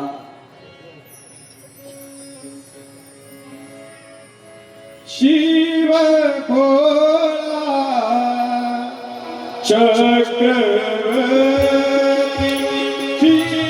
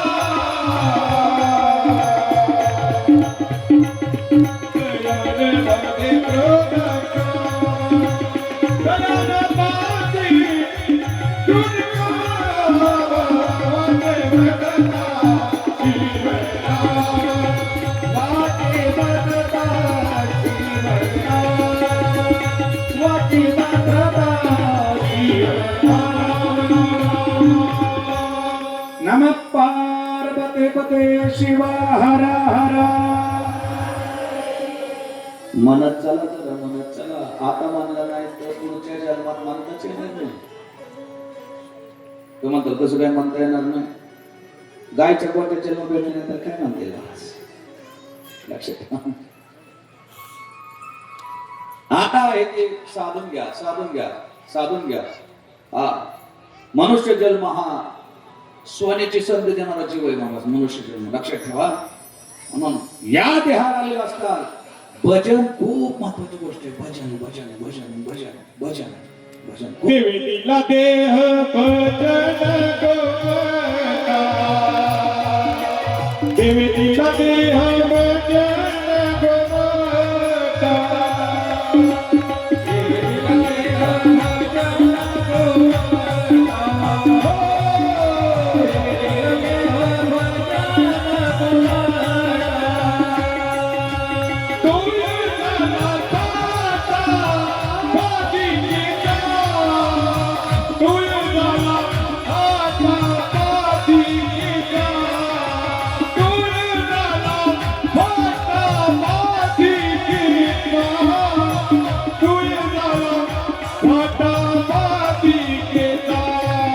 देवीला देह भजन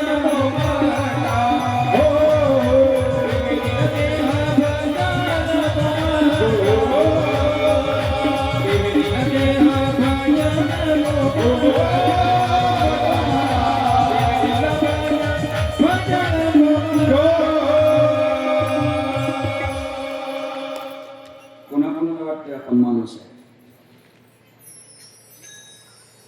बसलेल्यापैकी आपण माणूस आहोत अशी खात्री असणारी बोटवर आपण माणूसच आहे. बापरे अजून गॅरंटी नाही तुम्हाला.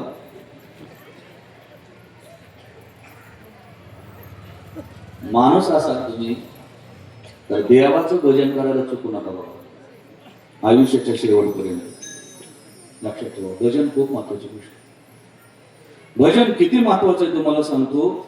भाजी किती केली याला काही किंमत नाही. मला भाजी किती केली याला काही किंमत नाही. पण त्याच्यात मीठ आहे की नाही. हे भाजी महत्वाची का मीठ महत्वाचं आहे. बोला की तुम्ही रोज करीत नाही का. जास्त झालं तर शिव्या कोणाकडे खाल्ल्या आणि कमी पडलं तरी. जसं भाजीतलं मीठ दिसत नाही पण खूप महत्वाचं आहे तसं आयुष्यामध्ये मनुष्य शरीर प्राप्त झाल्यानंतर त्या देहामध्ये जर भजन नसेल तर मला ते सगळं काय कामाचं शरीर नाही. मला लक्षात ठेवा काही कामाचं नाही. तुका म्हणे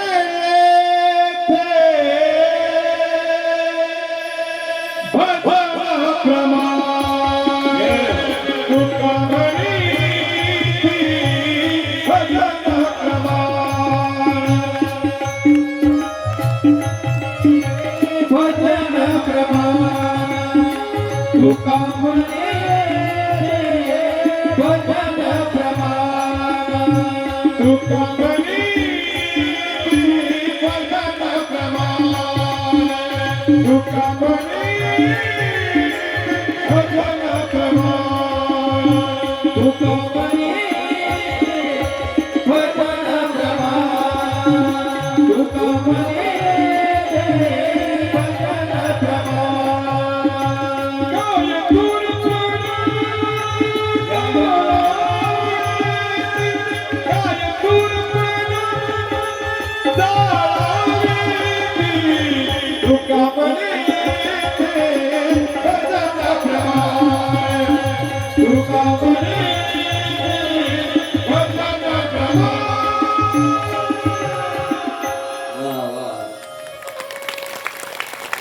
भजन प्रमाण. आज आपल्या गावात तर महिलांचं भजन होत आहे. ऐकायला येत होतं गोड म्हणतात गोड म्हणतात. ज्या अर्थी भजन म्हणायला सुरुवात झाली आहे त्या अर्थी दिंडी सुद्धा संख्या वाढती बघा. आता छान आवाज आहे दादा बघा. कोण कोण म्हणत होतं भजन? वा छान मस्त. येई वेटाबाई ते अभंग ऐकलं बघा मी झोपेतून उठल्या. भजन प्रमाणे मुलगी सुंदर असून उपयोग नाही, ते नाक शार पाहिजे, तिला नाक पाहिजे. आणि जर नाक नसेल आणि सौंदर्य असेल ना महाराज, तरी सुद्धा काय उपयोग होत नाही. नाकाविनं वाया गेली महाराज म्हणतात. नाकाविनं आता नका तुमची नातं बघत बसू, झालंय गेले जाऊ दे तसं. नाक खूप महत्वाची गोष्ट आहे, तसं जीवनामध्ये भजन खूप महत्वाची गोष्ट आहे. म्हणून शिव भगवंताचं भजन महाराज निश्चित त्या ठिकाणी भगवंत शिवापर्यंत. शिव म्हणजे कल्याण, ऐका बरं, शिव म्हणजे कल्याण. आणि कल्याण हा शब्द जो आहे तो प्रपंचातला नाही महाराज. कल्याण हा शब्द प्रपंचातला नाही. तुम्ही पोराचं नाव कल्याण ठेवलं असलं तरी कल्याण होणार नाहीये, कारण प्रपंचातला शब्दच कल्याण नाहीये. शब्द नाहीये कल्याण. हा कल्याण कधी झालं म्हणायचं, ऐका बरं, कल्याण कधी झालं म्हणायचं तर 10 एकर जमीन घेतली महाराज, कल्याण झालं. कल्याण नाही झालं अजून महाराज. लग्नच जमत नव्हतं, अशी गोरी पाना अशी सुंदर मुलगी भेटली महाराज, कल्याण झालं. कल्याण नाही झालं, कळण 2 वर्षात तुला काम झालं महाराज. 10 वर्ष झालं नवस करीत होते, मुलगाच होत नव्हता, मुलगा झालं, कल्याण झालं. कल्याण नाही झालं. कल्याण झालं असं कधी म्हणायचं, लक्षात घ्या. कल्याण झालं असं कधी म्हणायचं, माझ्याकडे खूप कमी आता. कल्याण झालं असं कधी म्हणायचं महाराज तर जीवाची अवस्था बदलणं हे सर्वात महत्वाचं कल्याण आहे. जीवाची अवस्था, जीवदशा संपवून आत्मदशा प्राप्त होणं. आणि अशी अवस्था जोपर्यंत प्राप्त होत नाही तोपर्यंत कोणी कल्याण झालं, चांगलं झालं, बरंच झालं असं बघायचं. काय गोड भाषा आहे महाराज ज्ञानोबारांची. ज्ञानोबारांची खूप गोड भाषा महाराज, खूप सुंदर ओळी खर्च करतात ज्ञानोबा. किंबहुना सोये जीव आत्मयाची लाहे, ते तजे होय तया नाम सुख. जीवाची ना आत्म्याची भेट जोपर्यंत होत नाही तोपर्यंत कल्याण झालं नाही. आणि जोपर्यंत कल्याण झालं नाही तोपर्यंत शिव भेटलाच नाही. किती पाणी माता, किती बेलपणा, ही अवस्था बदलणं खूप महत्वाची गोष्ट आहे. जीवाला दुःख होत असेल तर अजून अवस्था जीवदशाच आहे मला, जीवदशाच आहे. जीवाला जर दुःख होत असेल तर जीवच दशा आहे. आणि 350 एकर जमिनीचा मालक एक पत्नी अन्नान्न करून मरते, संत नावाचा पुत्र मरतो, मुंजोबा गोसावी काठीच्या काठीने मारतो. तो रामेश्वर भट्ट आतापर्यंत केलेला परमार्थ इंद्राणीच्या डोहामध्ये बोलायला लावतो, तरी सुद्धा तो कोपराय भजन सोडत नाही. याला म्हणतात कल्याण महाराज, याला कल्याण म्हणतात. काही झालं तरी भजन बंद पडत नाही, त्याला म्हणतात कल्याण. तुमचं नुसतं कोंबडीचं पिलू घारीने गेलं तर 7 दिवस होत नाही. तुम्ही कल्याणाची भाषा ना, कल्याणाचा शब्द सुख दुःखे समीकृत्वा लाभा लाभो जय जयो ततो युद्धायुज सुनैव पापम वापसिसी. कल्याण या शब्दाचा अर्थ आहे आत्यंतिक दुःखाची निवृत्ती होणं आणि परम आनंदाची प्राप्ती होणं. आणि अशा अवस्था प्राप्त करून गेले याला म्हणायचं जीवाचं कल्याण. शिव भगवंताशिवाय शक्य होत नाही कारण ते बोळ आहे. किती बोळ आहे. कुबेर महाराजांकडे सारखी तक्रार केली महाराज. कोणी ऐका बरं, ऐकण्यासारखं ऐकत जावं. कुबेर महाराजांकडे तक्रार गेली, शिव भगवंताकडे. कोणी तक्रार केली?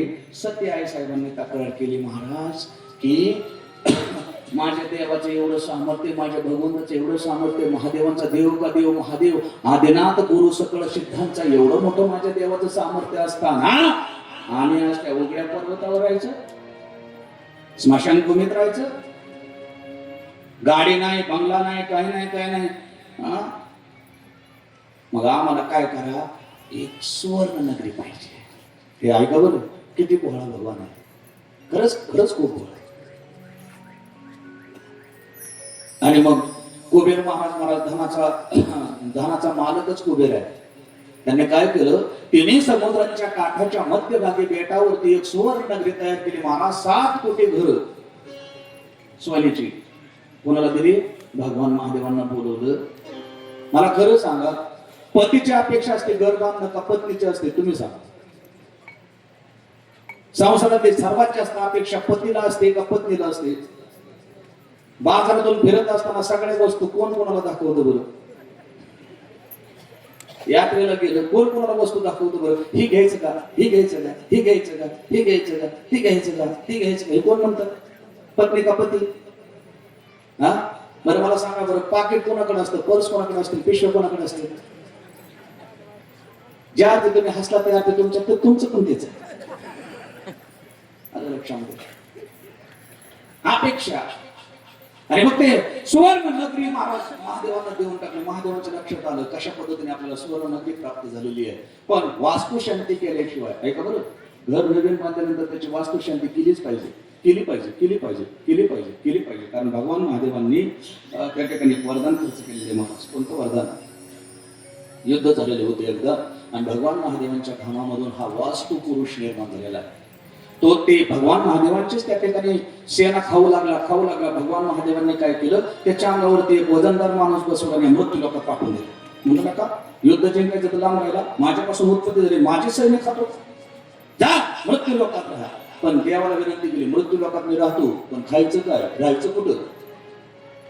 वास्तु पुरुष म्हणतो. त्यावेळेस भगवान महादेव म्हणतात, जिथं नवीन वास्तू निर्माण होईल, तो होम हवन होईल, त्याच्यामध्ये जेवढ्या आहुत्या दिल्या जातील त्या तो खाण्याचा तुला अधिकार आहे, जा.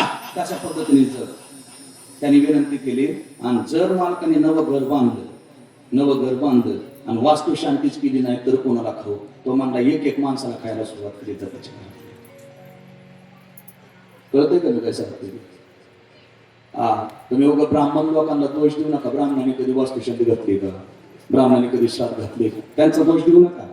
ही कथा लिंग पुराणामध्ये आलेली आहे महाराज, की वास्तू शांती करणं खूप महत्वाची गोष्ट आहे.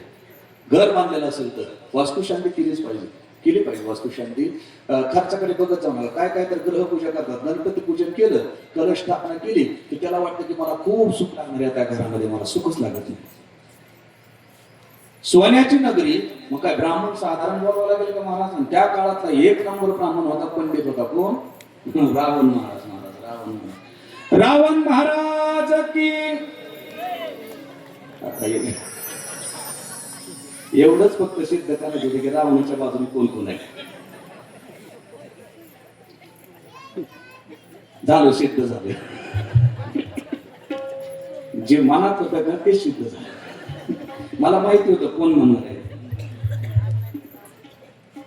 बरं, नशीब माझं चांगलं की तुम्ही सगळे जरी जय म्हणलं नाही, एकच पक्षीपाती बघा. आले लक्षात. रावण महाराजांना बोलवण्यात आलं, ज्याचे वेद मुखोद्गत आहे. 4 वेदांचं खंड जर कोणी पाळले असतील, 4 वेद पहिला एकच होता महाराज. काय ताकद आहे! आपण म्हणतो की रावण वाईट होता, रावण नाही, रावण खूप बुद्धिमान होता महाराज. आयुष्य खूप होतं रावणाला, खूप आयुष्य होतं. 14 चौकड्या आयुष्य, एवढं मोठं आयुष्य होतं महाराज. जिथं दशरथ राजाच्या लग्नात आलता महाराज, तो रामाची सीता पळून यायला पाहिजे. किती आयुष्य असेल महाराज? लक्षात. खूप आयुष्य, खूप आयुष्य. वेदत्ता पाहिली आणि मग रावणाला बोलवलं महाराज. कोणाला बोलवलं? पंडित म्हणून रावण महाराजांना बोलवलं आणि रावणाने ते सोन्याच्या लंकेत प्रवेश केला. किती भोळा देव आहे, नीट लक्ष देऊ नका. किती भोळा महाराज, किती भोळा. आणि रावण तिथं पूजा करत असताना वक्रतुंड महाकाय कोटी सूर्य समप्रभे विघ्नं गुरुदेव सर्वकार्ये जपदा सोम कष्ट एकदंत शक्य आणि सगळं ते सोन्याचे घर नगरी पाहत बघत होतं. मंत्र म्हणायचं पण सगळं लक्ष कुठं? सोन्याकडे लक्ष सगळं सोन्या. ओम केशवाय नमः, माधवाय नमः, गोविंदाय नमः, विष्णुवाय नमः, कृष्णाय नमः, श्री कृष्ण परमात्मने नमः. श्रीमद् महापुरुष विष्णुनाथाय प्रवर्तमान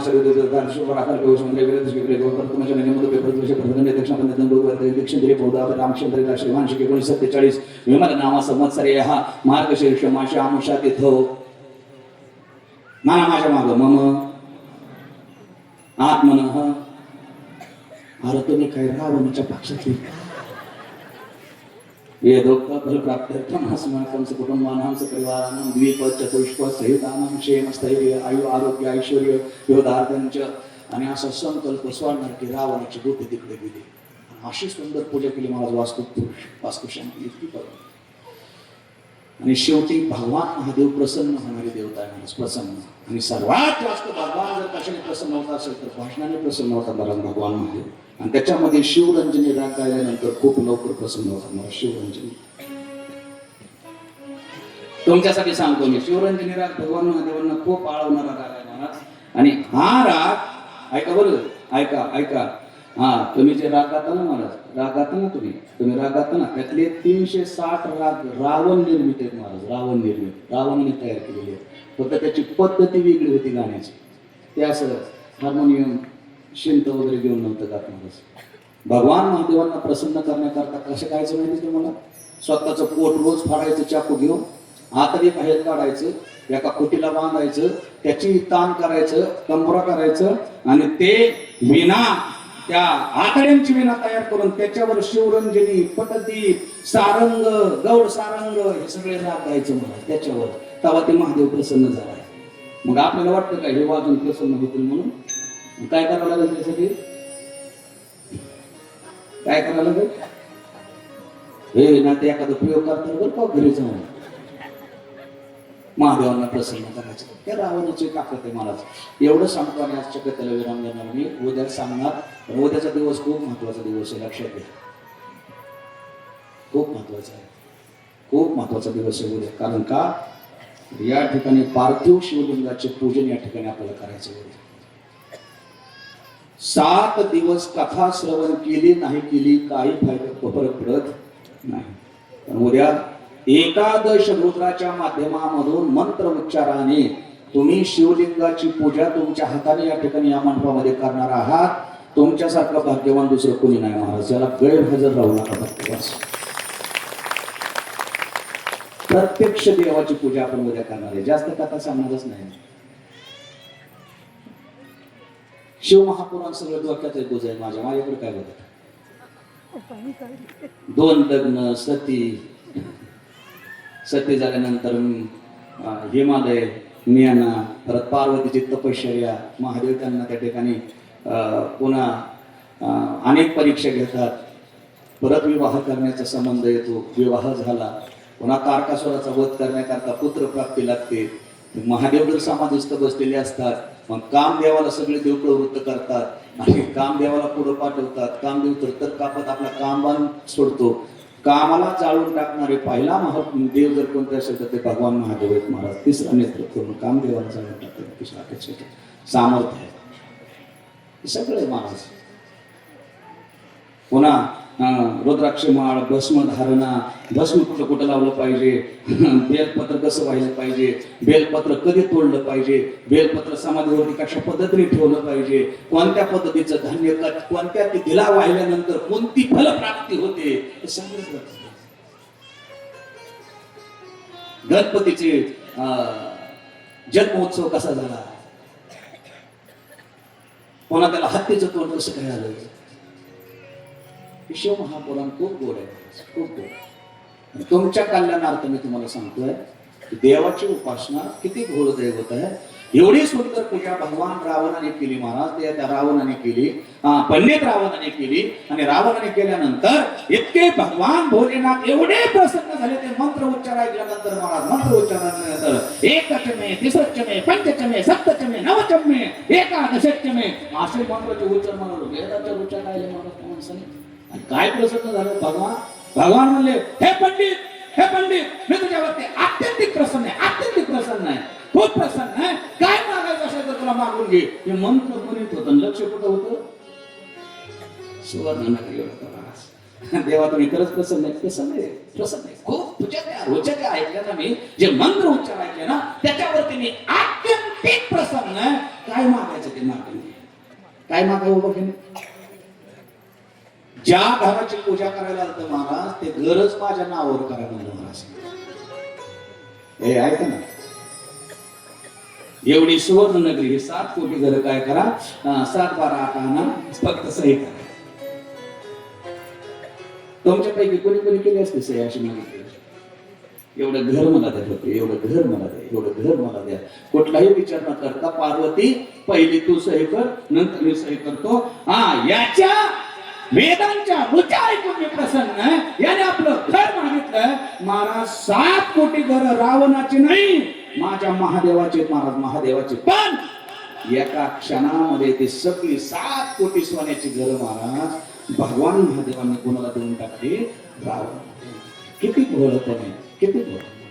मला सांगा बरं, गळ्यात तुळशीची माळ महत्वाची का 10 तोळ्याचा घंट महत्वाचा आहे? सांगा हे, बोला की मोठे मोठे ऐकले काय काय महत्वाचं आहे? आता जेवढं तुमच्या गळ्यात आहे तेवढं देऊन जातं कसं?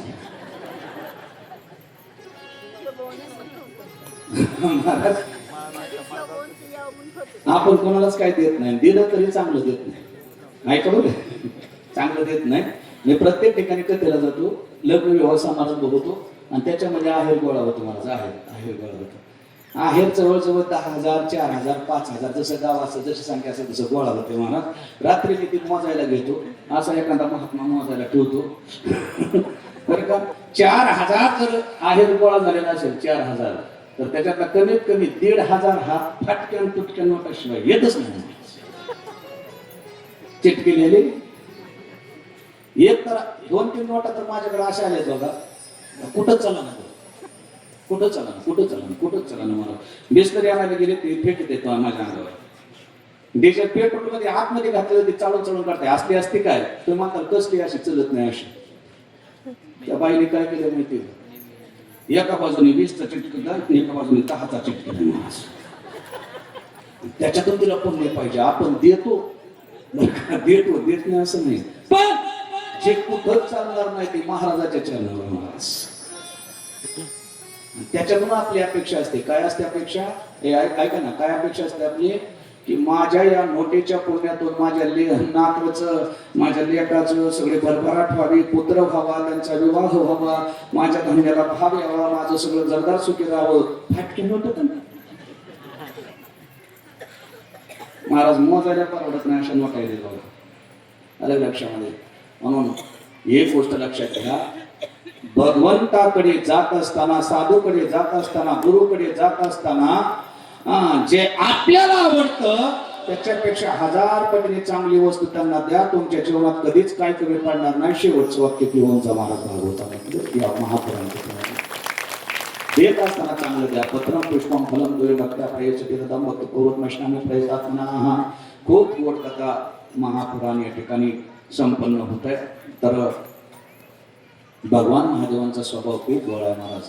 रावणाला ती लंका सोन्याची देऊन टाकली महाराज. इतकं बोळ कुणीही सुद्धा नाही आहे. पण माझा देव आहे. मग अशा भोळ्या देवाची जर सेवा आपल्या आयुष्यामध्ये घडली, काय लागतं सेवेला? लक्षात घ्या. उद्या साहित्य मी सांगतो, त्या साहित्य सगळं जी पूजा करणार आहे त्यांनी घेऊन यायचं. आणि माझं मत आहे की तुम्ही सगळ्यांनी पूजेला बसा. सोपं साधन आहे. हे सगळे महादेवाचे भक्त आहेत महाराज. पुढे बसले त्याशिवाय ते ताटून ताटून बसतेत काय, 2 पायावर बसते आणि पाय पसरून बसते आणि कोणी लटकून बसते, कोणी इकडे बसते. ह्याचं कारणच आहे की हे सगळे भगवान महादेवांचे काय निष्ठावंत भक्त आहेत महाराज. साहित्य असं आहे, उद्या पार्थिव भगवान महादेवांचा महाअभिषेक एकादश रुद्राच्या माध्यमामधून या सभा मंडपामध्ये होणार आहे. आणि तिथं मीच करणार आहे तो पण, लक्षात घ्या. म्हणून ती ताकद, ती शक्ती तुमच्यापर्यंत पोहोचावी म्हणून एक पाठ आता मी आणलेले बघा. माझं लिंग तयार करून आणले, शिवलिंग. नदीची सुंदर वाळून सुंदर असणारी माती, नदीची पवित्र माती, त्या मातीचं शिवलिंग तयार करून तुम्ही आणायचं. दूध, दही, तूप, मध, अत्तर हे पंचामृत वाटीभर घेऊन यायचे. 2 तांबे, 2 पानाचे विडे, तुपाचा दिवा, जेवढं शक्य होईल तेवढं बेलपान जेवढं शक्य होईल तेवढं. मग तुम्हाला 8 पासून सुरुवात करायची. मग 108, 8, 51 जेवढं असेल तेवढं. पण 108 बेलपान कमीत कमी असावं. तुम्हाला पूर्तता होईल मला माहिती नाही, पण कमीत कमी 8 बेलपत्र, 8 बेलपत्र तरी तुमच्याकडे पाहिजे. तुपाचा दिवा पाहिजे, अगरबत्ती पाहिजे, भीमसेन कापूर पाहिजे, 2 नारळ पाहिजे, आणि फुलं पाहिजे, हार पाहिजे, वस्त्र पाहिजे आणि पाटावर एक पाठ पाहिजे, असं ध्यानात राहिलं का? अरे तुम्ही कोणीकडे तरी मुंडके हलवे झाले, असं तरी नाही, असं तरी काय तरी. म्हणून हे साहित्य सगळं भगवान महादेवांचं. गुलाबजल गंगाजल असेल, गुलाबजल गंगाजल असेल, गोमूत्र असेल, या सगळ्या वस्तू जेवढ्या शक्य होतील. उद्या ठीक 3 वाजताच उद्या अभिषेकाला सुरुवात होईल. थोडीच कथा सांगणार मी, भगवान महादेवांचं वर्णन थोडंच करणार उद्याच्या कथेमध्ये. पण रुद्राभिषेक तुमच्या सर्वांकडून करून घेणार. गावरान गायचं दूध भेटलं, दूध आणा, गुलाबजल आणा, गंगाजल आणा, पाट आणा, 2 तांबे आणा, गोमूत्र, बेलपत्र, फुलं, हार असेल छोटासा तर हार पण घेऊन या, अक्षता आणा. या सगळ्या गोष्टी जेवढ्या अभिषेकासाठी पोषक आहेत त्या सगळ्या अभिषेकासाठी तुम्ही घेऊन यायच्या. उद्या आपल्याला इथं पार्थिव शिवलिंगाची महापूजा एकादश रुद्राच्या माध्यमातून होणार आहे. आणि ते तुमच्या सगळ्या मातीचे शिवलिंग मिळून एक मोठं शिवलिंग या ठिकाणी निर्माण होणार आहे. त्याच सगळ्यांना दर्शन या ठिकाणी प्राप्त होणार आहे, लक्षात घ्या. म्हणून भगवान महादेवांची उपासना कशी करावी? लोटाभर जल, बेलपत्र, अक्षता, फूल आणि फक्त अंतःकरणात शुद्ध भाव, बस त्याचाच महादेव म्हणायचा. कुणाचा? त्याचाच महादेव. अलग लक्षामध्ये. म्हणून एकदा सर्वांनी प्रेमाने भजन करायला. ओम नमः शिवायच्या जपाचं भजन करा. सावध व्हा सगळेजण.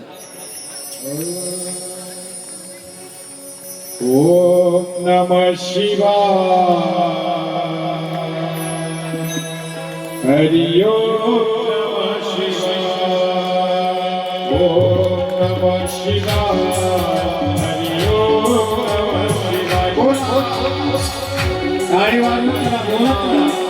हरि ओम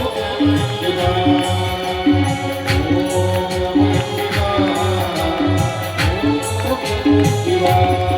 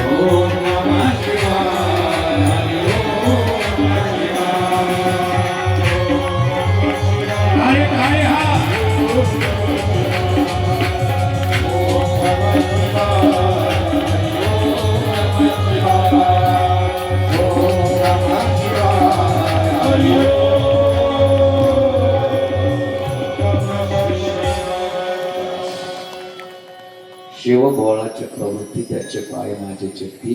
भगवान महादेवांचं ध्यान करा, भगवान महादेवांची पूजा करा. भगवान आत्यंतिक भोले आहेत आणि काम क्रोधासारखे विकार ते नष्ट करतात. महाराज फक्त ओम नमः शिवाय हा मंत्र जपल्यानंतर मग खूप महत्वाचा मंत्र आहे. मानताल का? कधी कधी कधीपासून सुरुवात आहे? हा उद्या आखी रात्र घालायची मध्ये आणि प्रमाण फक्त म्हणायचे नाही, क्षणभंगूर नाही. मग हे प्रमाण कुठून टाकायला लागते? म्हणून जे चांगली काम आहेत ते लगेच सुरुवात करत चाला. जे चांगले काम आहेत असो. आदरणीय तपोनिधी संत श्रेष्ठ सद्गुरु कीर्तेश्वर महाराज यांच्या 50व्या पुण्यतिथी प्रीत्यर्थ हा चालत असलेला अखंड भव्य आणि दिव्य हरिनाम सप्ताह, अखंड हरिनाम सप्ताह, त्यामध्ये शिव महापुराण कथा बाबांनी आज्ञा केली म्हणून सांगण्याचा प्रयत्न करतो. माझा अधिकार एवढा मोठा नाहीये. बाबा अधिकारी महात्म्यात अधिकारी पुरुष आहे, पण बाबांनी डोक्यावरती हात ठेवला आणि दत्ता महाराजांनी बोलायला सुरुवात केली. बरोबर. मोठ्या माणसाचा हात कधी पण डोक्यावर असावा महाराज, ईश्वरावरती असावा. आदरणीय काका महाराजांचा आहे आणि समाधानगिरी महाराज आहेत. ऐका, आपला नानांचा अभिषेक 365 दिवस गेल्या वर्षीपासून ते आतापर्यंत नानांचा अभिषेक केला आणि याचं सर्व फल स्तुती जर कोणाकडे जात असेल तर ते समाधानगिरी महाराजांकडे जाते. महाराज त्या माणसाने खूप निष्ठेने केलेली काम आहे महाराज. पण तरी कोणी कोणी नाव दिले, तुम्ही चुकला. बरं चुकला तुम्ही. कुठं चुकला माहितीये का तुम्ही? की तुम्ही इतकी मोठी सुवर्ण संधी प्राप्त झालेली असताना सुद्धा तुम्ही त्या ठिकाणी काय काहींच्या नशिबामध्ये ते नाही माणूस. निदैवाच्या घरी लोह्या रोतल्या हाती सहस्रवरी ते तर उपवास का पैसून उपवास करी दरिद्रीची. आलं लक्षामध्ये? मोठा धनाच्या साठाखाली बसलाय महाराज. धनाचा साठा ह्याच्या खाली जमीन घरात घरात घरात जमिनीचा साठा आहे आणि वर नुसती शिळी भाकरींचं पीठ महाराज. शिळी भाकरींचं पीठ काय करावं तुमच्या तुमच्या तुमच्या दैवाला कोण काय करेल? मला दैवाला कोण काय करेल? इतक्या महापुरुषाचा अभिषेक तुमच्या हातातून होणार होता, त्याची संधी तुम्ही गमावली. ज्यांना जमलं नाही त्यांच्यासाठी आम्ही मस्त खूप प्रयत्न केला, सगळ्यांना सांगण्याचा प्रयत्न केला की तुम्ही नाव द्या, या करा. पण कधी कधी गैरहजेरी लागलीच महाराज. तिथं आम्हीच करायचो म्हणून आम्ही करायचो, त्या ठिकाणी आम्ही करायचो. म्हणून खूप सुंदर नियोजन अभिषेकाचं सुद्धा झालं महाराज. आणि ज्यांचा ज्यांच्या हातातून अभिषेक झाला असेल ना महाराज, 365 दिवसामध्ये एकदा तरी त्याच्या जीवनात काहीच कमी पडणार नाही महाराज. उणी होणार नाही, काही लक्षात घ्या. एकदा तरी असो. या कथेसाठी रंगदेवता देणारे सगळे सुरश्री हे माझ्या शेजारी बाजूला डाव्या हाताला बसलेले व्यक्तिमत्व खूप मोठे महाराज. महाराष्ट्रामध्ये यांचे खूप मोठे कार्यक्रम आहेत. कीर्तन आहे, शिव महापुराण कथा, भागवत कथा, रामकथा महाराज करतात. पण बाबांच्या सेवेमध्ये फिरत आहेत आणि बाबांचा आशीर्वाद तुमच्या पाठीमागे आहे. तुम्ही सगळे या ठिकाणी दोन्ही चंदू आणि ऋषी गोड गोड असणारा ऋषी तुम्ही साथ संगती दिली. उद्या कथा या ठिकाणी 2 वाजता संपन्न होईल. 2 वाजता चालू होईल कथा उद्या आणि 3 वाजता महाअभिषेक होणार आहे. साहित्य पुन्हा एकदा सांगतो, कळाले सगळ्यांना? मान हलवा की कुणीकडे तरी एका ठिकाणी. उद्या काय असतं, भगवान महादेवांना श्वेत कलर खूप प्रसन्न आहे. पांढरा कलर खूप आवडतो. कोणाला? भगवान महादेव. पांढऱ्या कलरची फुलं, पांढऱ्या कलरचा रंग हा भगवान महादेवांना खूप आवडणारा रंग आहे. म्हणून तुम्ही शक्य होईल तेवढं तुमच्या पद्धतीने. आज मी काल ते काय कलर सांगितलं कोणता? तुम्ही राख सारखं दिसणारच की नाही. आपल्याच घरचा महाराज आहे काय जसं असलं तसं नाही का? शक्यतो तो कलरची साडी नसते पण माणूस आले असली तरी पण तुम्हाला नसते शक्यतो. म्हणून उद्या श्वेत वर्ण हा शेवटचा कलर जरी तुमच्या नियमाप्रमाणे असेल कोणता तरी भगवान महादेवांना जो आवडता कलर आहे, जे प्रसन्नता भगवान महादेव प्रसन्न होणारा कलर आहे तो पांढरा कलर आहे, म्हणजे श्वेत कलर आहे. लक्षात घ्या. म्हणून त्या ठिकाणी पांढऱ्या कलरमध्ये आले तर खूप चांगलं. तुमची जशी इच्छा असेल त्या पद्धतीने. म्हणून या ठिकाणी आजची कथा गोड कथा या ठिकाणी पूर्णविराम घेते. उद्या ज्ञानेश्वरी पारायणाची पण सांगता होणार आहे, गाथा भजनाची सांगता होणार आहे. आदरणीय राजाभाऊ महाराज, लक्ष्मण बाप्पा हे खूप निष्ठेने सेवा या ठिकाणी करताय. तुम्ही सगळेच आहात. पण महाराज सप्त्यातला अवघड जर काय असेल तर कोणत्या गोष्टी माहिती आहे का? सकाळी उठून पारायणाला येणं आणि काकड्याला उठणं बाबा, या 2 गोष्टी सप्त्यातल्या खूप अवघड गोष्टी असतात महाराज. एवढी थंडी कडाक्याची आणि त्याच्यात सकाळी पाहता आंघोळ करायचे, उठायचं, पळायचं, पारायणापर्यंत जायचं, काकड्यापर्यंत पोहोचायचं. आता काकडा काय कोणी आंघोळ करून राहिलं नाही. पहिला काकडा जो असायचा ना, पहिला जुना काकडा, सगळ्या गावातल्या महिला काकड आरती चालू झाली की ओवाळाला यायच्या महाराज आंघोळ करून स्नान करून. आपल्या गावात किती येते नाही ना कुणीच. कनकाच्या परियेडी हे तर चालू झाले की सगळी आंघोळ करून यायची महाराज, आंघोळ करून. आता आंघोळ गेली, काकडा गेला आणि प्रसाद गेली, काकड्यावाली गेली. अरे लक्ष. म्हणून सुंदर असं नियोजन असो. सर्वांच्या चरणी नतमस्तक होतो. बाबांच्या चरणी सद्गुरू कीर्तीश्वर महाराजांच्या चरणी नतमस्तक होतो. मी मंत्र पाठीमागं सांगितलं होता 3दा मंत्राचा उच्चार करायचा. अखंड केला तर अत्यंतिक कल्याण महाराज. 3दा उच्चार करायचा आणि या ठिकाणी शेवटला पूर्णविराम देऊ आपण. सर्वांनी ताट बसा, ध्यान मुद्रा लावा, डोळे बंद करा आणि सद्गुरू कीर्तेश्वर महाराजांचा जप करायला सांगितलं होता. पाठीमाग सुद्धा भागवतामधून एकदा कोण कोण केला काय माहिती नाही, पण करा. ओम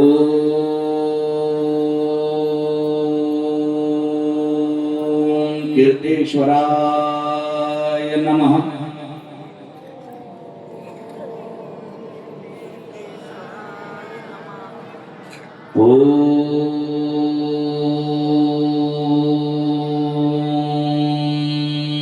कीर्तेश्वराय नमः.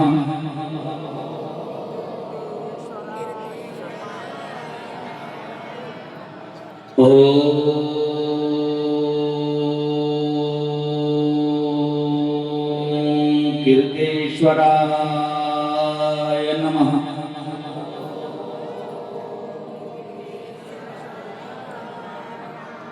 बस तुम्ही हे सगळं घरी घेऊन जा, जप करीत राहा. कीर्तेश्वर महाराज तुमचं सगळ्यांचं कल्याण करतील. आता आरतीसाठी सगळं जण वगैरे